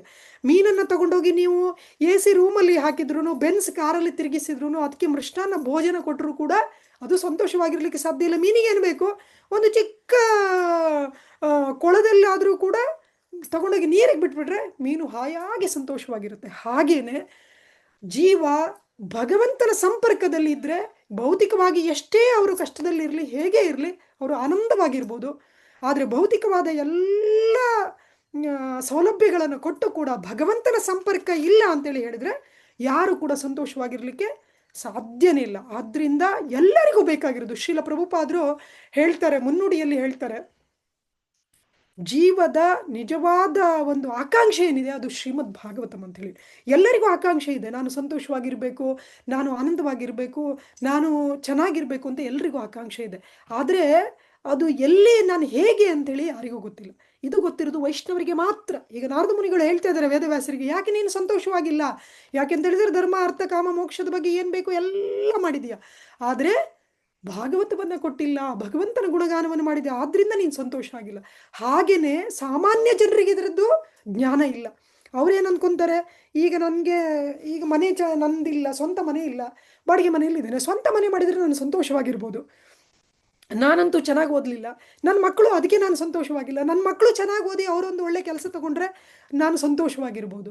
ಹೀಗೆ ಕನಸು ಕಾಣ್ತಾ ಇರ್ತಾರೆ, ಬಿಟ್ಟರೆ ಜನರಿಗೆ ಗೊತ್ತಿಲ್ಲ. ಮತ್ತೆ ವಿದು ಸ್ವಾರ್ಥ ಗತಿ ಮೀ ವಿಷ್ಣು, ಜನರಿಗೆ ನಿಜವಾದ ಸ್ವಾರ್ಥ ಏನು ಅಂತ ಹೇಳ್ಬಿಟ್ಟು ಅವರಿಗೆ ಗೊತ್ತಿಲ್ಲ. ವಿಷ್ಣುನೇ ನಮ್ಮ ಸ್ವಾರ್ಥ ಅಂತೇಳಿ ಗೊತ್ತಿಲ್ಲ. ಆದ್ರಿಂದ ಹೇಗೆ ನಾರದ ಮುನಿಗಳು ವೇದವ್ಯಾಸರಿಗೆ ಹೇಳ್ತಾ ಇದ್ದಾರೋ, ನೀನು ಸಂತೋಷವಾಗಿರ್ಲಿಕ್ಕೆ ಹೇಗೆ ಸಾಧ್ಯ ಅಂದರೆ ಭಾಗವತದಿಂದಲೇ ಸಾಧ್ಯ, ಭಾಗವತವನ್ನು ಕೊಟ್ಟರಷ್ಟೇ ಸಾಧ್ಯ ಅಂತ. ಅದೇ ರೀತಿಯಲ್ಲಿ ನಾವು ಕೂಡ ನಾರದ ಮುನಿಗಳ ಒಂದು ಪರಂಪರೆಯಲ್ಲಿ ಶ್ರೀಲ ಪ್ರಭುಪಾದರ ಕೃಪೆಯಿಂದ ಇವತ್ತು ಬರೀ ಭಾಗವತ ಅಲ್ಲ, ಭಕ್ತಿ ವೇದಾಂತ ಭಾವಾರ್ಥ ಕೂಡ ನಮ್ಮಲ್ಲಿ ಶ್ರೀಲ ಪ್ರಭುಪಾದರ ಕೃಪೆಯಿಂದ ಇರುವುದರಿಂದ ನಾವು ಯಾವುದೇ ಒಂದು ಸಂಕೋಚ ಇಲ್ಲದೆ ಇಡೀ ಜಗತ್ತಿನ ಕಲ್ಯಾಣಕ್ಕೋಸ್ಕರ, ಜನರ ಕಲ್ಯಾಣಕ್ಕೋಸ್ಕರ ಶ್ರೀಮದ್ ಭಾಗವತವನ್ನು ತುಂಬ ಗಂಭೀರವಾಗಿ ನಾವು ವಿತರಣೆಯನ್ನು ಮಾಡಬೇಕು. ಮುಂದಿನ ಶ್ಲೋಕದಲ್ಲಿ ಹೇಳ್ತಾರೆ, ನೈಷ್ಕರ್ಮ್ಯಮಪಿ ಅಚ್ಯುತ ಭಾವವರ್ಜಿತಂ ನ ಶೋಭತೆ ಜ್ಞಾನಮಲಂ ನಿರಂಜನಂ ಕುತಃ ಪುನಃ ಶಶ್ವತ ಭದ್ರಮೀಶ್ವರೆ ನ ಚಾರ್ಪಿತಂ ಕರ್ಮ ಯದಪಿ ಅಕಾರಣಂ. ನೈಷ್ಕರ್ಮ್ಯಮಪಿ ಅಚ್ಯುತ ಭಾವವರ್ಜಿತಂ ಅಂದರೆ ನಿಷ್ಕಾಮ ಕರ್ಮ ಮಾಡಿದ್ರು ಕೂಡ ಆ ಜ್ಞಾನದಿಂದಲೂ ಕೂಡ ಜನರು ಸಂತೋಷವಾಗಿರ್ಲಿಕ್ಕೆ ಸಾಧ್ಯ ಇಲ್ಲ. ಅಂಥದ್ರಲ್ಲಿ ಕುತಃ ಪುನಃ ಶಶ್ವತ ಭದ್ರಮೀಶ್ವರೆ, ನಿಮ್ಮ ಈ ಒಂದು ಜನರು ಏನು ಕೆಲಸ ಮಾಡ್ತಾ ಇದ್ದಾರೆ ಇದು ಯಾವಾಗಲೂ ಅಭದ್ರನೇ, ಇದರಲ್ಲಿ ಯಾವುದೇ ಒಂದು ಒಳ್ಳೇದಾಗಲಿಕ್ಕೆ ಸಾಧ್ಯ ಇಲ್ಲ. ಯಾಕೆ ಅಂತ ಹೇಳಿದ್ರೆ ಅಚ್ಯುತನ ಭಕ್ತಿಪೂರ್ವಕವಾದ ಸೇವೆಯಲ್ಲಿ ಬಳಸದ ಪಕ್ಷಕ್ಕೆ ಕರ್ಮಗಳ ಪ್ರಯೋಜನವಾದರೆ ಏನು? ಭಗವಂತ ಹೇಳ್ತಾನೆ, ಯಜ್ಞಾರ್ಥಾತ್ ಕರ್ಮಣೋ ಅನ್ಯತ್ರ ಲೋಕೋ ಎಂ ಕರ್ಮ ಬಂಧನ ಅಂತ. ವಿಷ್ಣುವಿಗೋಸ್ಕರ ಮಾಡದ ಕರ್ಮಗಳು ಕರ್ಮ ಬಂಧನ. ಅಂಥದ್ರಲ್ಲಿ ಈಗಿನ ಜನ ವಿಷ್ಣುವಿನ ಹೆಸರು ಕೂಡ ಹೇಳುವುದಿಲ್ಲ, ವಿಷ್ಣುವಿಗೋಸ್ಕರ ಬಿಡಿ, ವಿಷ್ಣುವಿನ ಹೆಸರು ಕೂಡ ಹೇಳುವುದಿಲ್ಲ.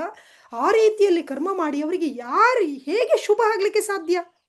ಅವರಿಗೆ ಶುಭ ಆಗಲಿಕ್ಕೆ ಯಾವುದೇ ರೀತಿಯ ಅವಕಾಶ ಇಲ್ಲ. ಹಾಗಾಗಿ ಎಲ್ಲಿ ನೋಡಿದ್ರು ಅಶುಭ, ಮಂಗಳನೇ ಕಾಣಿಸ್ತಾ ಇದೆ. ಆಮೇಲೆ ಹೇಳ್ತಾರೆ, ಇಷ್ಟೆಲ್ಲ ಹೇಳಿದ ಮೇಲೆ ಹೇಳ್ತಾರೆ, ನೀವು ಸಾಮಾನ್ಯರಲ್ಲ. ಅವರಿಗೆ ಗುರುಗಳಾದವರು ಸರಿಯಾದ ಒಂದು ಆದೇಶವನ್ನು ಕೊಟ್ಟು ಶಿಷ್ಯನಿಗೆ ತನ್ನ ಪರಿಸ್ಥಿತಿಯನ್ನು ವರ್ಣನೆ ಮಾಡಿದ ಮೇಲೆ ಒಂದು ಅವರಿಗೆ ಸ್ಫೂರ್ತಿ ಕೊಡುವಂತಹ ಮಾತುಗಳನ್ನು ಹೇಳ್ತಾರೆ. ಅದೇ ರೀತಿಯಲ್ಲಿ ನಾರದ ಮುನಿಗಳು ಹೇಳ್ತಾರೆ, ಅಥೋ ಮಹಾಭಾಗ ಭವಾನ್ ಅಮೋಘ ದೃಕ್, ಅಮೋಘ ದೃಕ್, ನೀನೇನು ಸಾಮಾನ್ಯದಲ್ಲ, ಪರಿಪೂರ್ಣ ದೃಷ್ಟಿ ಉಳ್ಳವನು, ನಿನಗೆ ಪರಿಪೂರ್ಣವಾದ ಭಗವಂತನ ದೃಷ್ಟಿ ಇದೆ. ಆದ್ರಿಂದ ಶುಚಿಶ್ರವ ಸತ್ಯರಥೋ ಧೃತವೃತಃ, ಆದ್ರಿಂದ ನೀವು ದೃಢವೃತವರು, ಸತ್ಯನಿರತರು. ಆದ್ರಿಂದ ಜನಸಾಮಾನ್ಯರನ್ನು ಎಲ್ಲ ಲೋಕ ಬಂಧನಗಳಿಂದ ಪಾರು ಮಾಡಲು ನೀವು ಧ್ಯಾನಸ್ಥಿತರಾಗಿ ಭಗವಂತನ ಲೀಲೆಗಳನ್ನು ಕುರಿತು ಚಿಂತನೆ ಮಾಡಿ ಅಂಥ ಒಂದು ಗ್ರಂಥವನ್ನು ಕೊಡಿ ಅಂತ ಹೇಳ್ಬಿಟ್ಟು ಹೇಳ್ತಾರೆ. ಆದ್ರಿಂದ ಸಮಾಧಿಯಲ್ಲಿ ಕೂತ್ಕೊಂಡು ಭಗವಂತನ ಚಿಂತನೆ ಮಾಡುವಂತಹ ಒಂದು ಗ್ರಂಥವನ್ನು ನೀವು ಕೊಡಬೇಕು. ಅದನ್ನು ಬಿಟ್ಟು ಬೇರೆದೆಲ್ಲದು ವ್ಯರ್ಥ. ಪುರಂದರದಾಸರು ಹೇಳ್ತಾರೆ, ವ್ಯರ್ಥವಲ್ಲವೇ ಜನ್ಮ, ವ್ಯರ್ಥವಲ್ಲವೇ ಅರ್ಥಿಯಿಂದ ಹರಿಯ ನಾಮ ನಿತ್ಯ ಸ್ಮರಿಸದವನ ಜನ್ಮ. ನಿತ್ಯ ಅಂದರೆ ಯಾವಾಗಲೂ ಭಗವಂತನ ನಾಮಸ್ಮರಣೆ ಮಾಡ್ತಾ ಭಗವಂತನ ಗುಣಗಾನನನ್ನು ಮಾಡದೇ ಇದ್ರೆ ಆ ಜನ್ಮ ವ್ಯರ್ಥ ಅಂತ.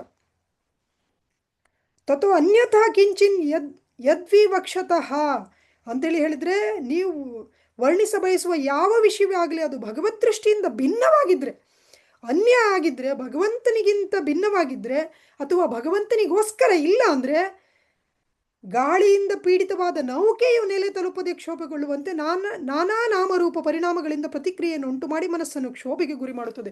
ಇದು ತುಂಬ ಮುಖ್ಯ. ಯಾಕೆ ಅಂತೇಳಿ ಹೇಳಿದ್ರೆ, ಭಗವಂತ ಕೂಡ ಭಗವದ್ಗೀತೆಯಲ್ಲಿ ಹೇಳ್ತಾನೆ, ವ್ಯವಸಾಯಾತ್ಮಿಕ ಬುದ್ಧಿ ಏಕೇಹ ಕುರು ನಂದನ ಬಹುಶಾಖ ಹೆನಂತಾಶ್ಚ ಬುದ್ಧಯೋ ಅವ್ಯವಸಾಯಿನಾಮ್ ಅಂತ. ವ್ಯವಸಾಯಾತ್ಮಿಕ ಬುದ್ಧಿ, ಭಗವಂತನಲ್ಲಿ ನೇರ ದೃಷ್ಟಿ ಅಥವಾ ಭಗವಂತನ ಸೇವೆಯಲ್ಲಿ ಮಾತ್ರ ಅಭಿರುಚಿ, ಅದು ಬಿಟ್ಟು ಬೇರೆ ಯಾವುದರಲ್ಲೂ ಕೂಡ ಆಸಕ್ತಿ ಇರಬಾರ್ದು. ಅದೇ ರೀತಿಯಲ್ಲಿ ಇಲ್ಲಿ ನೀವು ಭಿನ್ನ ಭಿನ್ನ ರೀತಿಯಲ್ಲಿ ವರ್ಣನೆ ಮಾಡಲಿಕ್ಕೆ ಹೋಗಿದ್ದೀರಾ, ಬೇರೆ ಬೇರೆ ರೀತಿಯಲ್ಲಿ ವರ್ಣನೆ ಮಾಡಲಿಕ್ಕೆ ಹೋಗಿದ್ದೀರಾ, ಅದೇನಾಗುತ್ತೆ ಅಂತೇಳಿ ಹೇಳಿದ್ರೆ ಮನಸ್ಸು ಒಂದು ಕಡೆ ನಿಲ್ಲುವುದಿಲ್ಲ. ಹೇಗೆ ದೋಣಿ ಹೋಗ್ತಾ ಇದ್ದಾಗ ಗಾಳಿ ಬಂದರೆ ದೋಣಿ ಆ ಕಡೆ ಈ ಕಡೆ ಅಲ್ಲೋಲ ಕಲ್ಲೋಲ ಆಗುತ್ತೆ, ಒಂದು ಕಡೆ ಸ್ಥಿರವಾಗಿ ನಿಲ್ಲಕ್ಕೆ ಸಾಧ್ಯ ಇಲ್ಲನೋ ಅದೇ ರೀತಿಯಲ್ಲಿ ಭಗವಂತನಲ್ಲಿ ನೆಲೆಗೊಳ್ಳದ ಮನಸ್ಸು ಅಲ್ಲಿ ಇಲ್ಲಿ ಓಡಾಡ್ತಾ ಇರುತ್ತೆ. ನಾವು ನೋಡ್ತೀನಿ ಇವತ್ತಿನ ವಾರ್ತೆ ಬೇರೆ, ನಿನ್ನೆ ವಾರ್ತೆ ಬೇರೆ ಥರ, ನಾಳೆ ವಾರ್ತೆ ಇನ್ನೊಂದು ಥರ. ಹಾಗಾಗಿ ಬೇರೆ ಬೇರೆ ಕಡೆ ಮನಸ್ಸು ಚಂಚಲವಾಗಿ ಓಡ್ತಾ ಇರುತ್ತೆ, ಅದು ಒಂದು ಕಡೆ ನಿಲ್ಲುವುದಿಲ್ಲ, ಅದು ಕ್ಷೋಭೆಗೊಳಗಾಗುತ್ತೆ, ಯಾವುದೇ ರೀತಿಯ ಸಮಾಧಾನ ಅದಕ್ಕೆ ಇಲ್ಲ. ಮುಂದಿನ ಶ್ಲೋಕ ತುಂಬ ಅದ್ಭುತ. ಜುಗುಪ್ಸಿತಂ ಧರ್ಮಕೃತೆ ಅನುಶಾಸತಃ ಸ್ವಭಾವರಕ್ತಸ್ಯ ಮಹಾನ್ ವ್ಯತಿಕ್ರಮಃ ಯದ್ವಾಕ್ಯತೋ ಧರ್ಮ ಇತಿ ತರಸ್ಥಿತೋ ನ ಮನ್ಯತೆ ತಸ್ಯ ನಿವಾರಣಂ ಜನಃ.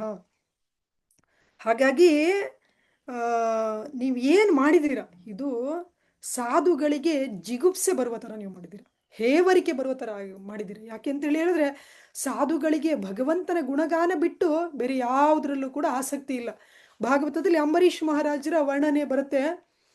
ಸವೈ ಮನ ಕೃಷ್ಣ ಪದಾರವಿಂದಯೋ ವಾಚಾಂಸಿ ವೈಕುಂಠ ಗುಣಾನುವರ್ಣನೆ ಕರವು ಹರೇರ್ ಮಂದಿರ ಮಾರ್ಜನಾದಿಶು ಶ್ರುತಿಂ ಚಕಾರ ಚ್ಯುತ ಸತ್ಕಥೋದಯೇ ಅಂತೇಳಿ ಹೇಳಿದ್ರೆ, ಸವೈ ಮನ ಕೃಷ್ಣ ಪದಾರವಿಂದಯೋ, ಇಡೀ ಭೂಮಂಡಲಕ್ಕೆ ರಾಜರಾಗಿದ್ರು ಅಂಬರೀಷ್ ಮಹಾರಾಜರು. ನಾವು ಒಂದು ಮನೆ ಸಂಭಾಳಿಸ್ಲಿಕ್ಕೆ ಇಷ್ಟೊಂದು ಜವಾಬ್ದಾರಿ ಇದೆ, ನಾನು ಭಾಗವತಂ ಯಾವಾಗ ಓದೋಣ, ಭಾಗವತಂ ಯಾವಾಗ ವಿತರಣೆ ಮಾಡೋಣ, ಯಾವಾಗ ಜಪ ಮಾಡೋಣ ಅಂತ ಯೋಚನೆ ಮಾಡ್ತಾ ಇರ್ತೇವೆ.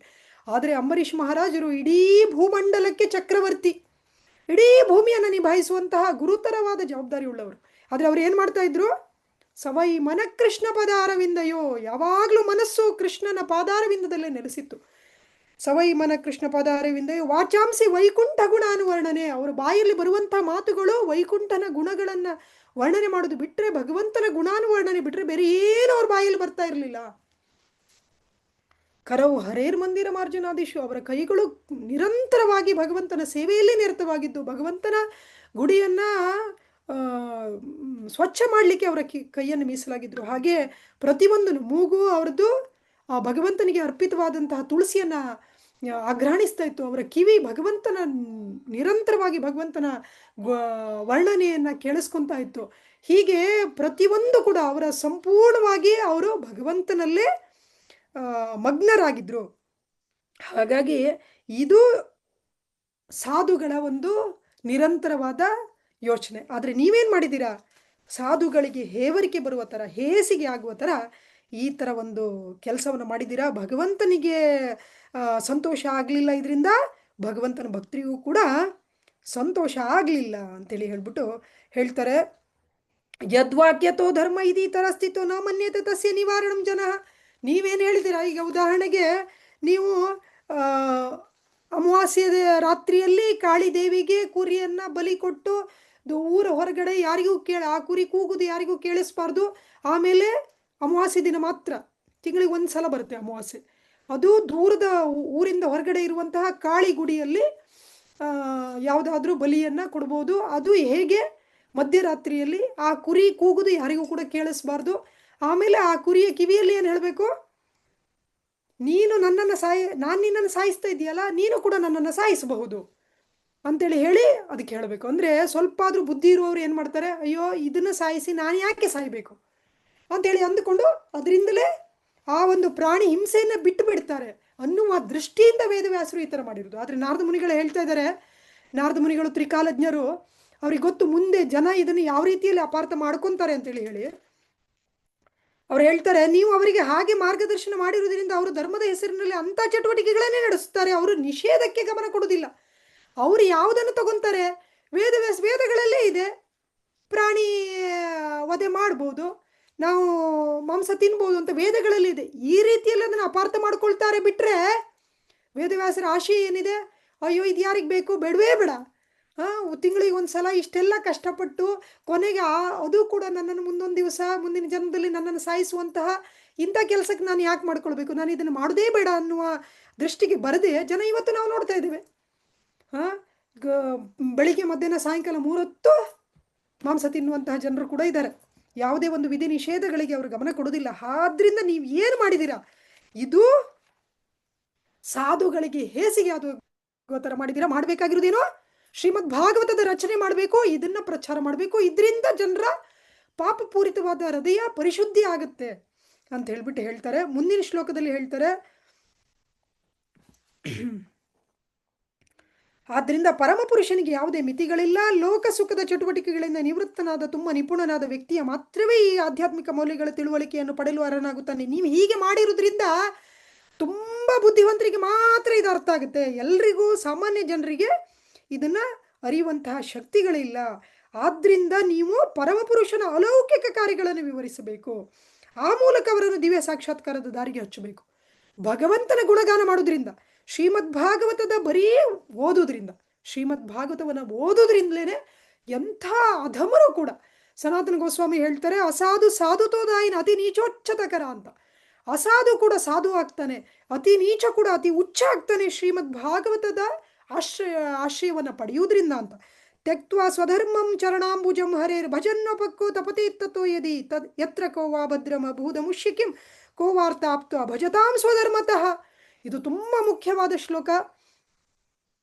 ನಾರದ ಮುನಿಗಳು ಹೇಳ್ತಾರೆ, ತಮ್ಮ ಸ್ವಧರ್ಮವನ್ನು, ನನ್ನ ಸ್ವಧರ್ಮವನ್ನು ನಾನು ಮಾಡ್ತಾ ಇದ್ದೇನೆ, ನನ್ನ ಕೆಲಸ ನಾನು ಚೆನ್ನಾಗಿ ಮಾಡ್ತಾ ಇದ್ದೇನಪ್ಪ, ನಾನು ಯಾರಿಗೂ ಉಪದ್ರ ಮಾಡ್ತಾ ಇಲ್ಲ, ನಾನು ನಿಯತ್ತಾಗಿ ಕೆಲಸ ಮಾಡ್ತಾ ಇದ್ದೇನೆ, ನಾನು ಸರಿಯಾದ ಸಮಯಕ್ಕೆ ನನ್ನ ಆಫೀಸಿಗೆ ಹೋಗ್ತೇನೆ, ನಾನು ಸರಿಯಾಗಿ ನನಗೆ ಎಷ್ಟು ಕೆಲಸ ಇದೆಯೋ ಅಷ್ಟು ನಾನು ಮಾಡ್ತೇನೆ, ನಾನು ನಿಯತ್ತಾಗಿ ಬರುವಂತಹ ಇದನ್ನು ಸಂಬಳದಲ್ಲಿ ಜೀವನವನ್ನು ಮಾಡ್ತಾ ಇದ್ದೇನೆ. ಆದರೆ ಭಗವಂತನ ಭಕ್ತಿ ನನಗೆ ಬೇಕಾಗಿಲ್ಲ, ಭಗವಂತ ನನಗೆ ಬೇಕು. ಇವತ್ತು ಸಮಾಜ ಆ ಒಂದು ಇದರಲ್ಲೇ ಹೋಗ್ತಾ ಇದ್ದಾರೆ. ಆದರೆ ನಾರದ ಮುನಿಗಳು ಹೇಳ್ತಾರೆ, ಅಷ್ಟು ಚೆನ್ನಾಗಿ ಎಲ್ಲ ಮಾಡಿ ಏನು ಪ್ರಯೋಜನ? ಅದೇ ತ್ಯಕ್ತ್ವಾ ಸ್ವಧರ್ಮಂ ಚರಣಾಂಬುಜಂ ಹರೇರ್, ತನ್ನ ಸ್ವಧರ್ಮವನ್ನು ತ್ಯಾಗ ಮಾಡಿ ಕೂಡ ಹರಿಯ ಪಾದಾಂಬುಜವನ್ನು ಯಾರು ಆಶ್ರಯಿಸ್ತಾರೋ ಅವರಿಗೆ ಯಾವುದೇ ಒಂದು ನಷ್ಟ ಇಲ್ಲ. ಶ್ರೀಲ ಪ್ರಭುಪಾದರು ಹೇಳ್ತಾರೆ, ಎಷ್ಟೋ ಜನ, ಉದಾಹರಣೆಗೆ ಇವತ್ತು ನಮ್ಮ ಈ ಒಂದು ಅಂತಾರಾಷ್ಟ್ರೀಯ ಕೃಷ್ಣ ಪ್ರಜ್ಞಾ ಸಂಘಕ್ಕೆ ಬರ್ತಾರೆ, ಸ್ವಲ್ಪ ದಿನ ಇರ್ತಾರೆ, ಸ್ವಲ್ಪ ದಿನ ಜಪ ಮಾಡ್ತಾರೆ, ಹೋಗ್ತಾರೆ. ಅವರಿಗೂ ಕೂಡ ಯಾವುದೇ ಒಂದು ನಷ್ಟ ಇಲ್ಲ. ಯಾಕೆ ಅಂತೇಳಿ ಹೇಳಿದ್ರೆ, ಭಗವಂತ ಭಗವದ್ಗೀತೆಯಲ್ಲಿ ಹೇಳ್ತಾನೆ, ಸ್ವಲ್ಪಮಪ್ಯಸ್ಯ ಧರ್ಮಸ್ಯ ತ್ರಾಯತೆ ಮಹತಭಾಯಿತು. ಸ್ವಲ್ಪ ಆದರೂ ಅವ್ರು ಮಾಡಿದ್ದಾರೆ, ಭಗವಂತ ಅದನ್ನ ಲೆಕ್ಕ ಇಟ್ಕೊಂತಾನೆ. ಮುಂದೆ ಅವಕಾಶ ಸಿಗುತ್ತೆ. ಬಂದು ಒಂದು ದಿವಸ ಭಗವಂತನ ಪ್ರಸಾದ ಸ್ವೀಕಾರ ಮಾಡಿದ್ರು ಕೂಡ, ಒಂದು ಸಲ ಭಕ್ತರನ್ನ ನೋಡಿ ಹರೇ ಕೃಷ್ಣ ಅಂದ್ರೂ ಕೂಡ, ಭಾಗವತವನ್ನ ನೋಡಿ ನಮಸ್ಕಾರ ಮಾಡಿದ್ರು ಕೂಡ, ಭಾಗವತವನ್ನು ತಗೊಂಡು ಸುಮ್ಮನೆ ಮನೆಯಲ್ಲಿ ಇಟ್ಕೊಂಡ್ರು ಕೂಡ ಅವರಿಗೂ ಕೂಡ ಸಂಪೂರ್ಣ ಭಗವಂತನ ಕೃಪೆ ಆಗುತ್ತೆ. ಆಮೇಲೆ ಇಲ್ಲ, ನನಗೆ ಆಗುದಿಲ್ಲ ಬಿಡು, ಇದು ನನ್ನ ಕೈಲಿ ಆಗುದಿಲ್ಲ ಅಂತೇಳಿ ವಾಪಸ್ ಹೋದ್ರೂ ಕೂಡ ಅವರಿಗೆ, ಅಂದರೆ ಅದರಿಂದ ಪತೇತ್ತತೋ ಯದಿ, ಆ ಭಕ್ತಿಯ ಪಥದಿಂದ ಅವರು ಬಿದ್ದರೂ ಕೂಡ, ಜಾರಿದ್ರೂ ಕೂಡ ಅವರಿಗೆ ನಷ್ಟ ಆಗುದಿಲ್ಲ. ಯಾಕಂದರೆ ಭಗವದ್ಗೀತೆಯಲ್ಲೂ ಭಗವಂತ ಹೇಳ್ತಾನೆ, ಯೋಗ ಭ್ರಷ್ಟ ಸಂಜಾಯಿತೆ ಅಂತ. ಅಂದರೆ ಯೋಗ ಭ್ರಷ್ಟರಿಗೆ ನಾನು ಮತ್ತೆ ಅವಕಾಶ ಕೊಡ್ತೇನೆ, ಮತ್ತೆ ಅವರಿಗೆ ಅವಕಾಶ. ಈಗ ನಾವು ನೋಡ್ತೇವೆ, ಎಷ್ಟೋ ಜನ ತುಂಬ ಚಿಕ್ಕ ವಯಸ್ಸಲ್ಲೇ ಭಗವಂತನ ಭಕ್ತಿಗೆ ಆಕರ್ಷಿತರಾಗುತ್ತಾರೆ. ಅವರು ಹಿಂದಿನ ಜನ್ಮದಲ್ಲಿ ಏನೋ ಒಂದು ಸ್ವಲ್ಪ ಆದರೂ ಅವ್ರು ಮಾಡಿರ್ತಾರೆ, ಹಾಗಾಗಿ ಅವರು ಆಕರ್ಷಿತರಾಗ್ತಾರೆ ಅಂತೇಳಿ. ಅದೇ ತನ್ನ ಸ್ವಧರ್ಮವನ್ನು, ತನ್ನ ಕೆಲಸವನ್ನು ಚೆನ್ನಾಗಿ ಮಾಡಿ ಭಗವಂತನ ಭಕ್ತಿಯಲ್ಲಿ ಬಂದಿಲ್ಲ ಅಂತ ಹೇಳಿದ್ರೆ ಅವ್ರದ್ದು ಏನು ಪ್ರಯೋಜನ? ಏನು ಪ್ರಯೋಜನ ಇಲ್ಲ, ಅದು ಸಂಪೂರ್ಣ ವ್ಯರ್ಥ. ಆದ್ರಿಂದ ತಸ್ಯೈವ ಹೇತು ಪ್ರಯತೇತ ಕೋವಿದೋ ನ ಲಭ್ಯತೆ ಯದ್ ಭ್ರಮತಾಮುಪರ್ಯದ ತಲ್ಲಭ್ಯತೆ ದುಃಖವಧನ್ಯತ ಸುಖಂ ಕಾಲೇನ ಸರ್ವತ್ರ ಗಭೀರ ರಂಹಸ. ಯಾರ ಕರ್ಮಾನುಸಾರವಾಗಿ ಅವರಿಗೆ ಎಷ್ಟು ಬರಬೇಕೋ ಅದು ಅವ್ರಿಗೆ ಬಂದೇ ಬರುತ್ತೆ. ಎಷ್ಟೋ ಜನ ನಾವು ನೋಡ್ತೇವೆ, ಫೇಲ್ ಆದವರು ಕೂಡ ಇವತ್ತು ಒಳ್ಳೆ ಬಿಸ್ನೆಸ್ ಮಾಡಿ ನಮಗಿಂತ ಚೆನ್ನಾಗಿದ್ದಾರೆ. ಅದೇ ರ್ಯಾಂಕ್ ಸ್ಟೂಡೆಂಟ್ಸು ಕೂಡ ಇವತ್ತು ಯಾವುದೋ ಒಂದು ಚಿಕ್ಕ ಪುಟ್ಟ ಕೆಲಸ ಮಾಡಿಕೊಂಡು ಜೀವನ ಮಾಡೋದೇ ಕಷ್ಟದಲ್ಲಿದ್ದಾರೆ. ಅಂತೇಳಿ ಹೇಳಿದ್ರೆ, ಯಾರ್ಯಾರ ಕರ್ಮ ಪ್ರಕಾರ ಏನೇನು ಬರಬೇಕಂತಿದೆಯೋ ಅದು ಬಂದೇ ಬರುತ್ತೆ. ಅದಕ್ಕೋಸ್ಕರ ವಿಶೇಷ ಪ್ರಯತ್ನ ಮಾಡಬೇಕಾಗಿಲ್ಲ. ವಿಶೇಷ ಪ್ರಯತ್ನ ಮಾಡಬೇಕಾಗಿರೋದು ಯಾವುದು?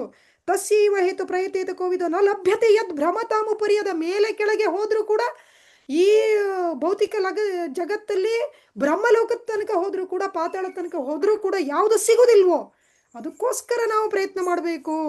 ಯಾವುದು ಅತ್ಯಂತ ದುರ್ಲಭವೋ ಅದು ಯಾವುದು? ಅತ್ಯಂತ ದುರ್ಲಭವಾಗಿರುವುದು ಭಗವಂತನ ಭಕ್ತಿ. ಸುಮ್ಮನೆ ದೊರಕುವುದೇ ಶ್ರೀರಾಮನ ದಿವ್ಯ ನಾಮೋ ಜನ್ಮ ಜನ್ಮಾಂತರ ದುಷ್ಕರ್ಮವ ಕಳೆದವಾಗಲ್ಲದೆ ಅಂತ ಪುರಂದರದಾಸರು ಹೇಳ್ತಾರೆ. ಹಾಗೆ ಭಗವಂತನ ಭಕ್ತಿ ಅತಿ ದುರ್ಲಭ.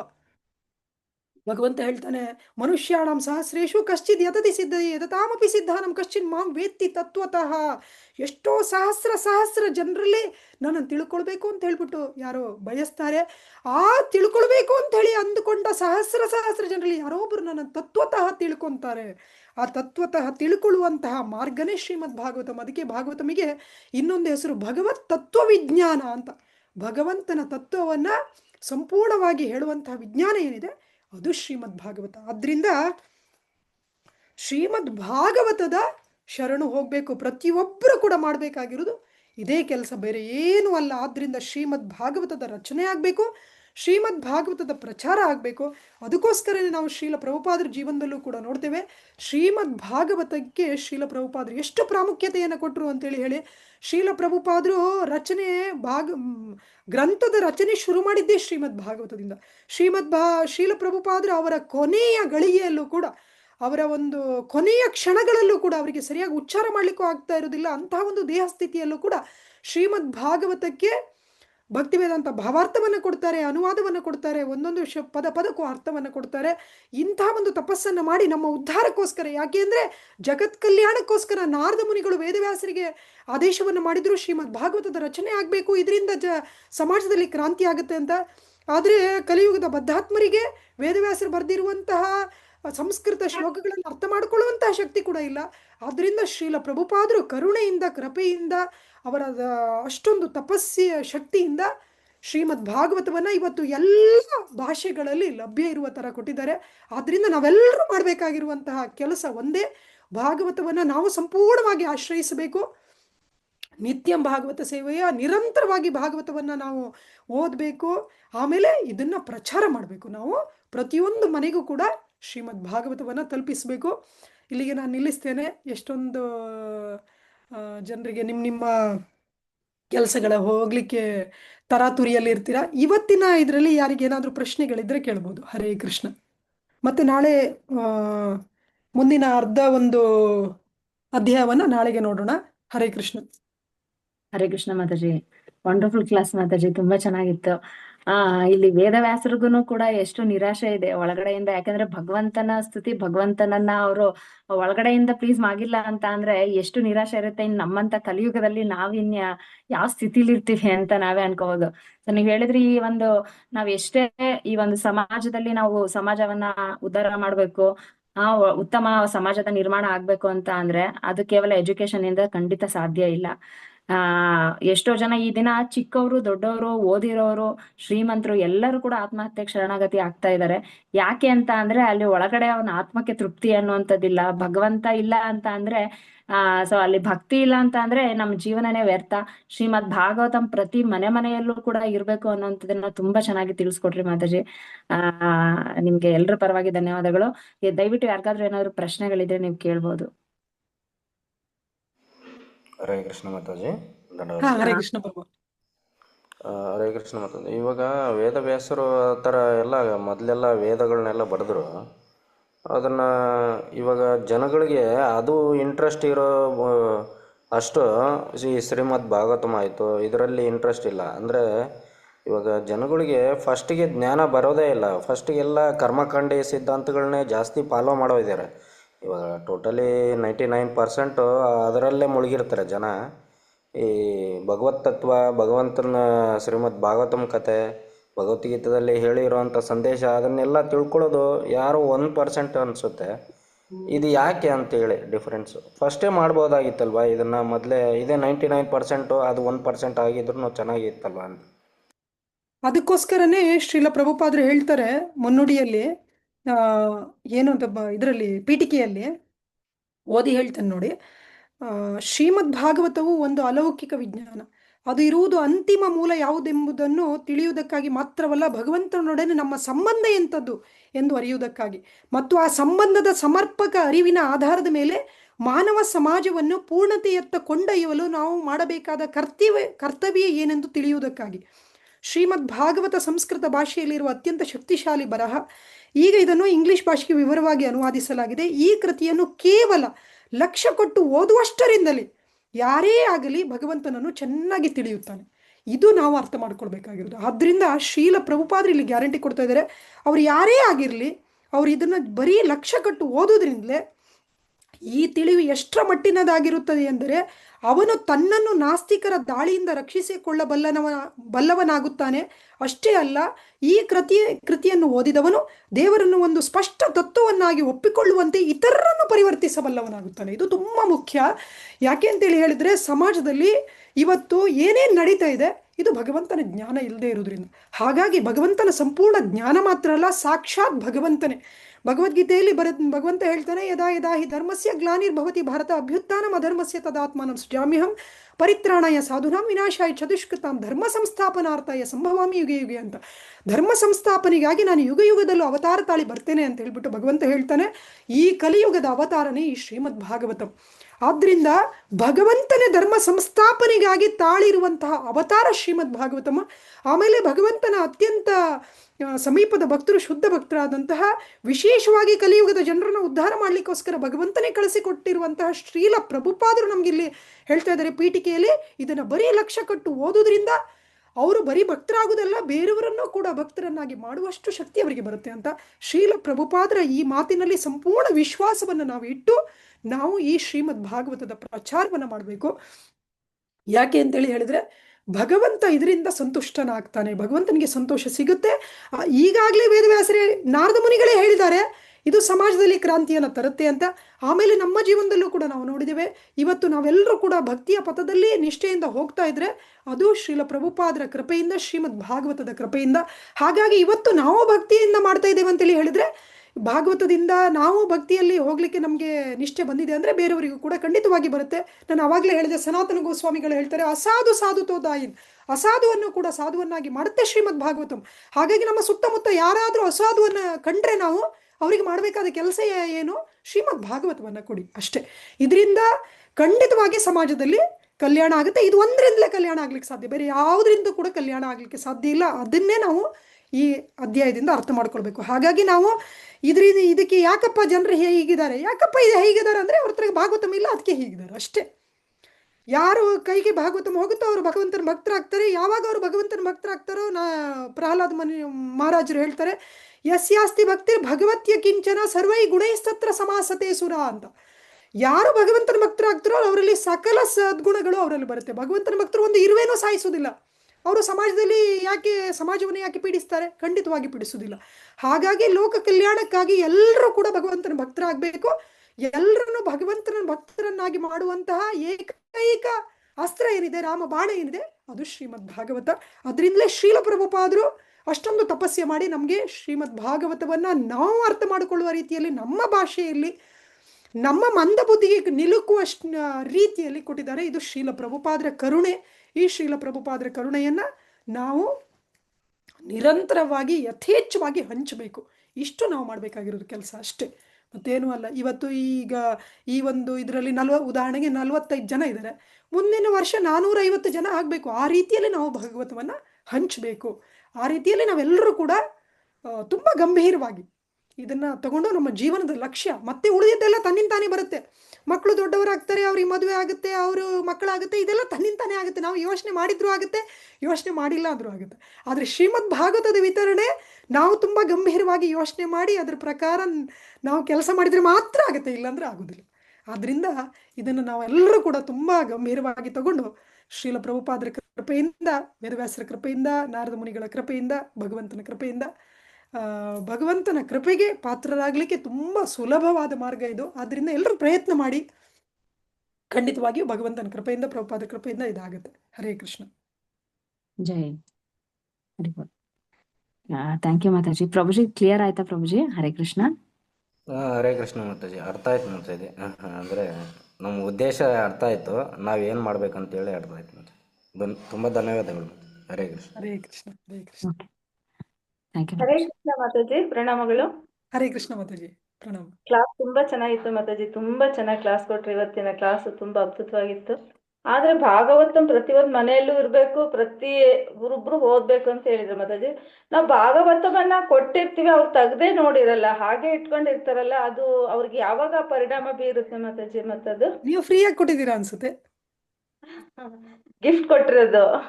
ಅದಕ್ಕೆ ಪ್ರಭುಪಾದರು ಹೇಳ್ತಾರೆ ಗಿಫ್ಟ್ ಕೊಡಬೇಡಿ ಅಂತ. ಗಿಫ್ಟ್ ಡಿಸ್ಕೌಂಟ್ ಕೊಡಬಾರ್ದು. ಪ್ರಭುಪಾದರು ಹೇಳ್ತಾರೆ, ಯಾವಾಗ ಅವರು ಕಷ್ಟಪಟ್ಟು ಅವರು ಅರ್ಜನೆ ಮಾಡಿರುವಂತಹ ಹಣದಲ್ಲಿ ಒಂದು ಭಾಗವನ್ನ ಭಗವಂತನಿಗೆ ಕೊಡ್ತಾರೋ ಅವಾಗ ಅವರಿಗೆ ಸುಕೃತ ಸಿಗುತ್ತೆ. ಆ ಸುಕೃತದಿಂದ ಅವರು ಭಾಗವತವನ್ನು ಓದ್ತಾರೆ. ಹಾಗಾಗಿ ನಾವು ಅದನ್ನು ಅವರಿಗೆ ಮಿಸ್ ಮಾಡಿದ್ವಿ. ಇದು ತುಂಬ ತಪ್ಪು, ತುಂಬ ದೊಡ್ಡ ತಪ್ಪು. ಆದ್ರಿಂದ ಯಾರು ಕೂಡ ಈ ತಪ್ಪನ್ನು ಮಾಡಬೇಡಿ. ಯಾಕೆ ಅಂತ ಹೇಳಿದ್ರೆ ನೋಡಿ, ಗಿಫ್ಟ್ ಕೊಟ್ರೆ ಹೇಗೆ ವೇದವ್ಯಾಸರಿಗೆ ಸಮಾಧಾನ ಇಲ್ವೋ, ನಿಮಗೂ ಸಮಾಧಾನ ಇಲ್ಲ, ಅವರಿಗೂ ಸಮಾಧಾನ ಇಲ್ಲ. ಈಗ ಮದ್ವೆಗಳಿಗೆ ಅಲ್ಲೆಲ್ಲ ಹೋದಾಗ ಮತ್ತೆ ಭಗವದ್ಗೀತೆ ನಾವು ಗಿಫ್ಟ್ ಕೊಡೋ ಬದ್ಲಿ ಭಗವದ್ಗೀತೆ ಸಣ್ಣ ಸಣ್ಣ ಬುಕ್ಸ್ ಗಳೆಲ್ಲ ಕೊಟ್ಟಿರ್ತೀವಲ್ಲ ಮಾತಾಜಿ, ಆ ತರ ನಾವು ಕೊಡ್ಬೋದಲ್ಲ? ಇಲ್ಲ ಇಲ್ಲ, ಖಂಡಿತ ಕೊಡುವಂಗಿಲ್ಲ. ನಾವು ಭಾಗವತವನ್ನ ಅವರಿಗೆ ನೋಡಿ, ಸಾಕ್ಷಾತ್ ಭಗವಂತನೇ ಬರ್ತಾ ಇದ್ದಾನೆ ಮನೆಗೆ. ಒಂದು ಮನೆ ಕಟ್ಟಲಿಕ್ಕೆ ಲಕ್ಷಗಟ್ಟಲೆ ಖರ್ಚು ಮಾಡಿರ್ತಾರೆ. ಆ ಮನೆಗೆ ಭಗವಂತನನ್ನ ಆಹ್ವಾನ ಮಾಡಲಿಕ್ಕೆ ನಾವು 8,500 ಖರ್ಚು ಮಾಡ್ಲಿಕ್ಕೆ ಆಗುದಿಲ್ವಾ? ನಾವು ಶ್ರೀಲ ಪ್ರಭುಪಾದರ ಗ್ರಂಥವನ್ನ ಗಿಫ್ಟ್ ಕೊಡೋದು ಈ ಥರ ಕೊಟ್ಟಾಗ ಏನಾಗುತ್ತೆ, ಈಗ ಈಗ ನಮ್ಮ ಸಮಾಜದಲ್ಲೂ ಕೂಡ, ನಮ್ಮ ಅಂತಾರಾಷ್ಟ್ರೀಯ ಕೃಷ್ಣ ಪ್ರಜ್ಞಾ ಸಂಸ್ಥೆಯಲ್ಲೂ ಕೂಡ ಇವತ್ತು ಭಾಗವತ ಶ್ರೀಲ ಪ್ರಭುಪಾದರು ಹೇಳ್ತಾರೆ, ಓದಿ ಅವ್ರು ಖಂಡಿತವಾಗಿಯೂ ಭಕ್ತರಾಗ್ತಾರಂತೆ. ಅವರು ಓದ್ತಾನೆ ಇಲ್ಲ. ಯಾಕೆ ಅಂತ ಹೇಳಿದ್ರೆ ಶ್ರೀಲ ಪ್ರಭುಪಾದರು ಹೇಳಿದ್ದಾರೆ, ಗಿಫ್ಟ್ ಕೊಡಬೇಡಿ, ಡಿಸ್ಕೌಂಟಲ್ಲಿ ಕೊಡಬೇಡಿ ಅಂತ. ಪ್ರಭುಪಾದರ ಆದೇಶವನ್ನು ನಾವು ಪಾಲನೆ ಮಾಡದೇ ಇರೋದ್ರಿಂದ ನಮಗೆ ಆ ವ್ಯತಿರಿಕ್ತವಾದ ಒಂದು ಫಲ ಲಭಿಸ್ತಾ ಇರೋದು. ನಾವು ಭಗವಂತನ ಭಕ್ತರ ಆಜ್ಞೆಯನ್ನು, ಆಚಾರ್ಯರ ಆಜ್ಞೆಯನ್ನು ಯಥಾ ರೀತಿಯಲ್ಲಿ ಪಾಲನೆ ಮಾಡಬೇಕು. ಶ್ರೀಲ ಪ್ರಭುಪಾದರು ಹೇಳಿದ್ದಾರೆ, ಭಾಗವತವನ್ನು ನಾವು ಹಂಚಬೇಕು, ನಾವು ವಿತರಣೆ ಮಾಡಬೇಕು ಅಂತ. ವಿತರಣೆ ಹೇಗೆ ಮಾಡಬೇಕು ಅನ್ನೋದು ಕೂಡ ಶ್ರೀಲ ಪ್ರಭುಪಾದರು ಹೇಳಿದ್ದಾರೆ. ಅದನ್ನು ನಾವು ಅವರಿಂದ ಹಣ ತಗೊಂಡೇ ಅವರಿಗೆ ಕೊಡಬೇಕು. ನಾವು ತುಂಬ ಹತ್ತಿರದ ಬಂಧುಗಳಿಗೂ ಕೂಡ ನಾವು ಅವ್ರ ಹತ್ರ ಹಣ ತಗೊಂಡೇ ಕೊಟ್ಟಿರೋದು. ಹಾಗಾಗಿ ಅವರು ಓದ್ತಾ ಇದ್ದಾರೆ, ಅವರು ಕೂಡ ಭಕ್ತರಾಗ್ತಾ ಇದ್ದಾರೆ. ನೀವು ಬೇಕಾದರೆ ಗಮನಿಸಿ ನೋಡಿ, ಯಾರ್ಯಾರು ದುಡ್ಡು ಕೊಟ್ಟು ತಗೊಂಡಿದ್ದಾರೆ ಎಲ್ಲರೂ ಓದ್ತಾ ಇದ್ದಾರೆ. ಯಾರಿಗೆ ಗಿಫ್ಟ್ ಸಿಕ್ಕಿದೆಯೋ ಅವರು ಓದ್ತಾ ಇಲ್ಲ. ಹಾಗಾಗಿ ಈ ಒಂದು ಇದನ್ನು ನಾವು ಇಲ್ಲಿಗೆ ತಪ್ಪನ್ನು ಮಾಡಿರುವುದನ್ನು ಇನ್ನು ಮುಂದೆ ನಾವು ಇದನ್ನು ಮರುಕಳಿಸಬಾರ್ದು. ಈ ತಪ್ಪು ಮರುಕಳಿಸಬಾರ್ದು. ಅದೇ ಮದುವೆಗೆ ಹೋಗ್ತಿರಲ್ವಾ, ಆ ಮದುವೆಗೆ ಹೋಗುವಾಗ ಒಂದು ನಿಮ್ಮ ಕೈಯಲ್ಲಿ ಒಂದು ಎಲ್ಲ ಇಡೀ ಸೆಟ್ ತೊಗೊಂಡು ಹೋಗ್ಲಿಕ್ಕಾಗಿಲ್ಲ ಅಂದರೆ ಒಂದು ಪುಸ್ತಕ ತಗೊಂಡು ಹೋಗಿ, ಆ ಪುಸ್ತಕ ತೋರಿಸಿ ಅವರಿಗೆ ವಿವರಣೆ ಮಾಡಿ. ನಮ್ಮ ಭಕ್ತರೊಬ್ಬರು ಅವರು ತಂಗಿ ಮದುವೆಗೆ ಹೋಗಿದ್ರು, ಅಲ್ಲಿ ಭಾಗವತಂ ಸ್ಟಾಲೆ ಹಾಕಿದ್ರು. ಅವರು ಭಾಗವತ ಸಂಪೂರ್ಣ ಸೆಟ್ಟನ್ನು ಅಲ್ಲಿ ಹಾಕಿಬಿಟ್ಟು ಪ್ರಚಾರ ಮಾಡಿದ್ರು. ಮದುವೆ ಸ್ಪಾಟಲ್ಲೇ 3 ಜನ ಭಾಗವತಮ್ಮಿಗೆ ಸಂಪೂರ್ಣ ದುಡ್ಡು ಕೊಟ್ಬಿಟ್ಟು ತಗೊಂಡ್ರು. ಆಮೇಲೆ ಅದಾದಮೇಲೆ ಎಷ್ಟೋ ಜನ ಅವರ ಸಂಪರ್ಕದಲ್ಲಿ ಬಂದವರು ಅವರಿಗೆ ಆಮೇಲೆ ಅವರು ದೂರವಾಣಿ ಕರೆ ಮಾಡಿ ಅವರಿಗೆ ಕೊಟ್ಟರು. ಆ ರೀತಿಯಲ್ಲಿ ಒಂದು ಮದುವೆಯಲ್ಲಿ ಎಷ್ಟೋ ಸೆಟ್ ಭಾಗವತವನ್ನು ವಿತರಣೆ ಮಾಡಿದರು. ನಿನ್ನೆ ನಮ್ಮ ಭಕ್ತರು ಯಾರೋ ತೀರ್ಕೊಂಡಿದ್ರು, ಅವ್ರದ್ದೇನೋ ಪ್ರೋಗ್ರಾಮ್ ಇತ್ತು, ಅಲ್ಲಿಗೆ ಹೋದರು. ಅಲ್ಲಿ ಹೋಗಿ ಪ್ರಚಾರ ಮಾಡಿದರು. 5 ಜನ ಸಂಪೂರ್ಣ ದುಡ್ಡು ಕೊಟ್ಬಿಟ್ಟು ತೊಗೊಂಡ್ರು. ಅವರೆಲ್ಲರೂ ಕೂಡ ಭಕ್ತರಾಗ್ತಾರೆ. ಆಮೇಲೆ ಅವರು ಕೂಡ ಬೇರೆಯವರಿಗೆ ದುಡ್ಡು ಕೊಟ್ಟೆ ತಗೊಳ್ಳಿ ಅಂತೇಳಿ ಹೇಳ್ತಾರೆ. ಈಗ ನೀವು ಫ್ರೀಯಾಗಿ ಕೊಟ್ಟಿರ್ತೀರಾ, ಅವರು ಕೂಡ ಮತ್ತೆ ಪ್ರಚಾರ ಮಾಡ್ಲಿಕ್ಕೆ ಆಗೋದಿಲ್ಲ. ಯಾಕಂದರೆ ಅವ್ರಿಗೆ ಫ್ರೀಯಾಗಿ ಸಿಕ್ಕಿರುತ್ತಲ್ಲ. ನೀವು ದುಡ್ಡು ಕೊಟ್ಟು ತಗೊಳ್ಳಿ ಅಂತ ಅವ್ರು ಬೇರೆಯವ್ರಿಗೆ ಹೆಂಗೆ ಹೇಳಲಿಕ್ಕಾಗುತ್ತೆ? ನಾನು ದುಡ್ಡು ಕೊಟ್ಟು ತಗೊಂಡಿದ್ದೇನೆ, ನೀವು ದುಡ್ಡು ಕೊಟ್ಟು ತಗೊಳ್ಳಿ ಅಂತ ಹೇಳೋದು ಸುಲಭ. ನನಗೆ ಫ್ರೀಯಾಗಿ ಸಿಕ್ಕಿದೆ, ನೀವು ದುಡ್ಡು ಕೊಟ್ಟು ತಗೊಳ್ಳಿ ಅಂತ ಹೇಳಲಿಕ್ಕಾಗುತ್ತಾ? ಹೇಳಲಿಕ್ಕಾಗೋದಿಲ್ಲ. ಅದಕ್ಕೋಸ್ಕರ ಇವತ್ತು ಯಾರಿಗೆ ಸಿಕ್ಕಿದೆ ಅವರು ಬಾಯಿ ಮುಚ್ಕೊಂಡು ಸುಮ್ಮನೆ ಇದ್ದಾರೆ. ಅವರು ಓದೋದು ಇಲ್ಲ, ಅವರು ಹೇಳೋದು ಇಲ್ಲ. ಹಾಗಾಗಿ ನಾವು ಇದನ್ನು ತುಂಬ ಗಂಭೀರವಾಗಿ, ನಾವು ಶ್ರೀಮದ್ ಭಾಗವತ ಸಾಕ್ಷಾತ್ ಭಗವಂತನೇ, ಲಕ್ಷ್ಮೀಪತಿ, ಅಖಿಲಾಂಡ ಕೋಟಿ ಬ್ರಹ್ಮಾಂಡ ನಾಯಕ, ಸಾಕ್ಷಾತ್ ತಿರುಪತಿ ತಿಮ್ಮಪ್ಪನೇ ನಿಮ್ಮ ಮನೆಗೆ ಬರ್ತಾ ಇದ್ದಾನೆ ಅಂತೇಳಿ ಹೇಳಿದ್ರೆ, ಒಂದು ತಿರುಪತಿ ಯಾತ್ರೆ ಮಾಡ್ಲಿಕ್ಕೆ ಎಷ್ಟು ಖರ್ಚು ಮಾಡ್ಕೊಂಡು ಹೋಗ್ತಾರೆ ಅಲ್ವಾ? ಆ ತಿರುಪತಿ ತಿಮ್ಮಪ್ಪನೇ ನಿಮ್ಮ ಮನೆಗೆ ಬರ್ತಾ ಇದ್ದಾನೆ, 8,500 ಖರ್ಚು ಮಾಡ್ಲಿಕ್ಕೆ ಆಗುದಿಲ್ವಾ? ನಾವು ಪ್ರಚಾರ ಮಾಡಬೇಕು. ಭಗವಂತನ ಕೃಪೆಯಿಂದ ಇದಾಗುತ್ತೆ. ನಾವು ತುಂಬ ಗಂಭೀರವಾಗಿ ಇದನ್ನು ಪ್ರಚಾರ ಮಾಡಬೇಕು. ಇವತ್ತಿಂದ ಅಟ್ಲೀಸ್ಟ್ ಇಲ್ಲಿ ಯಾರ್ಯಾರು ಕ್ಲಾಸಲ್ಲಿ ಇದ್ದೀರಾ, ಇವತ್ತಿಂದ ಫ್ರೀಯಾಗಿ ಕೊಡುವ ಕೆಲಸ ಅಂತೂ ಮಾಡಬೇಡಿ. ಪ್ರಚಾರ ಮಾಡಿ. ಸಹಾಯಕ್ಕೆ ಬೇಕಾದರೆ ನಮ್ಮದು ಫುಲ್ ಟೀಮ್ ಇದೆ. ನಿಮಗೆ ಯಾವುದೇ ಸಂದರ್ಭದಲ್ಲಿ ಭಾಗವತ ವಿತರಣೆಯಲ್ಲಿ ಕಷ್ಟ ಆದರೆ ನಮ್ಮ ಸಂಪರ್ಕ ಮಾಡಿ.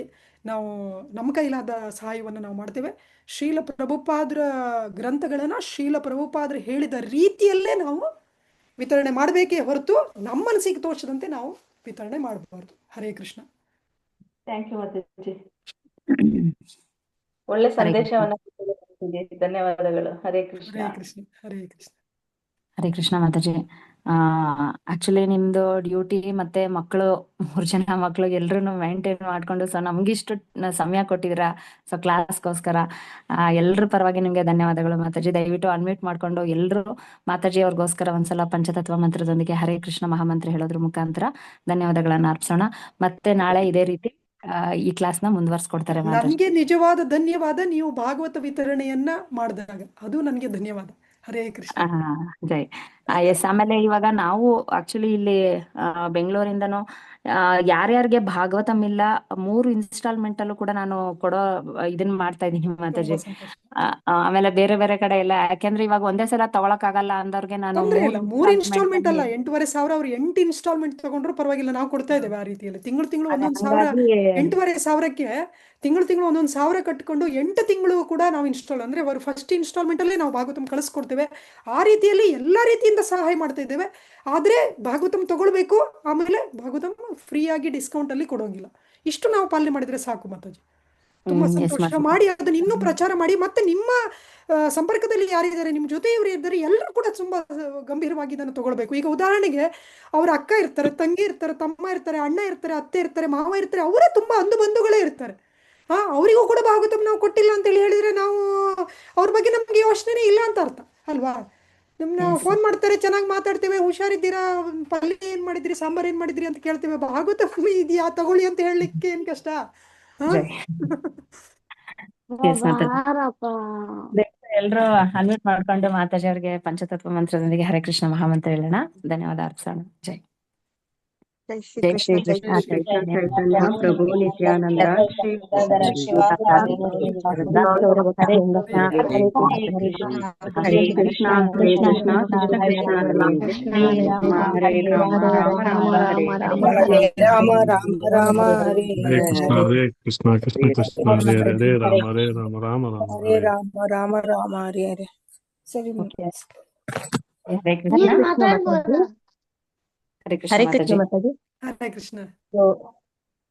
ಇವತ್ತು ನಮ್ಮ ತಾಯಿಯವರ ಅಂದ್ರೆ ಅಕ್ಕ ಅವರ ಹಸ್ಬೆಂಡ್ ಶರೀರ ತ್ಯಾಗ ಮಾಡಿದ್ದಾರೆ. ಸೊ ಅವ್ರಿಗೋಸ್ಕರ ಒಂದ್ ಸ್ವಲ್ಪ ಮಹಾಮಂತ್ರ ಜಪ ಮಾಡ್ಬೇಕು ಅಂತ ನಾನು ಕೇಳ್ಕೊಂತೀನಿ.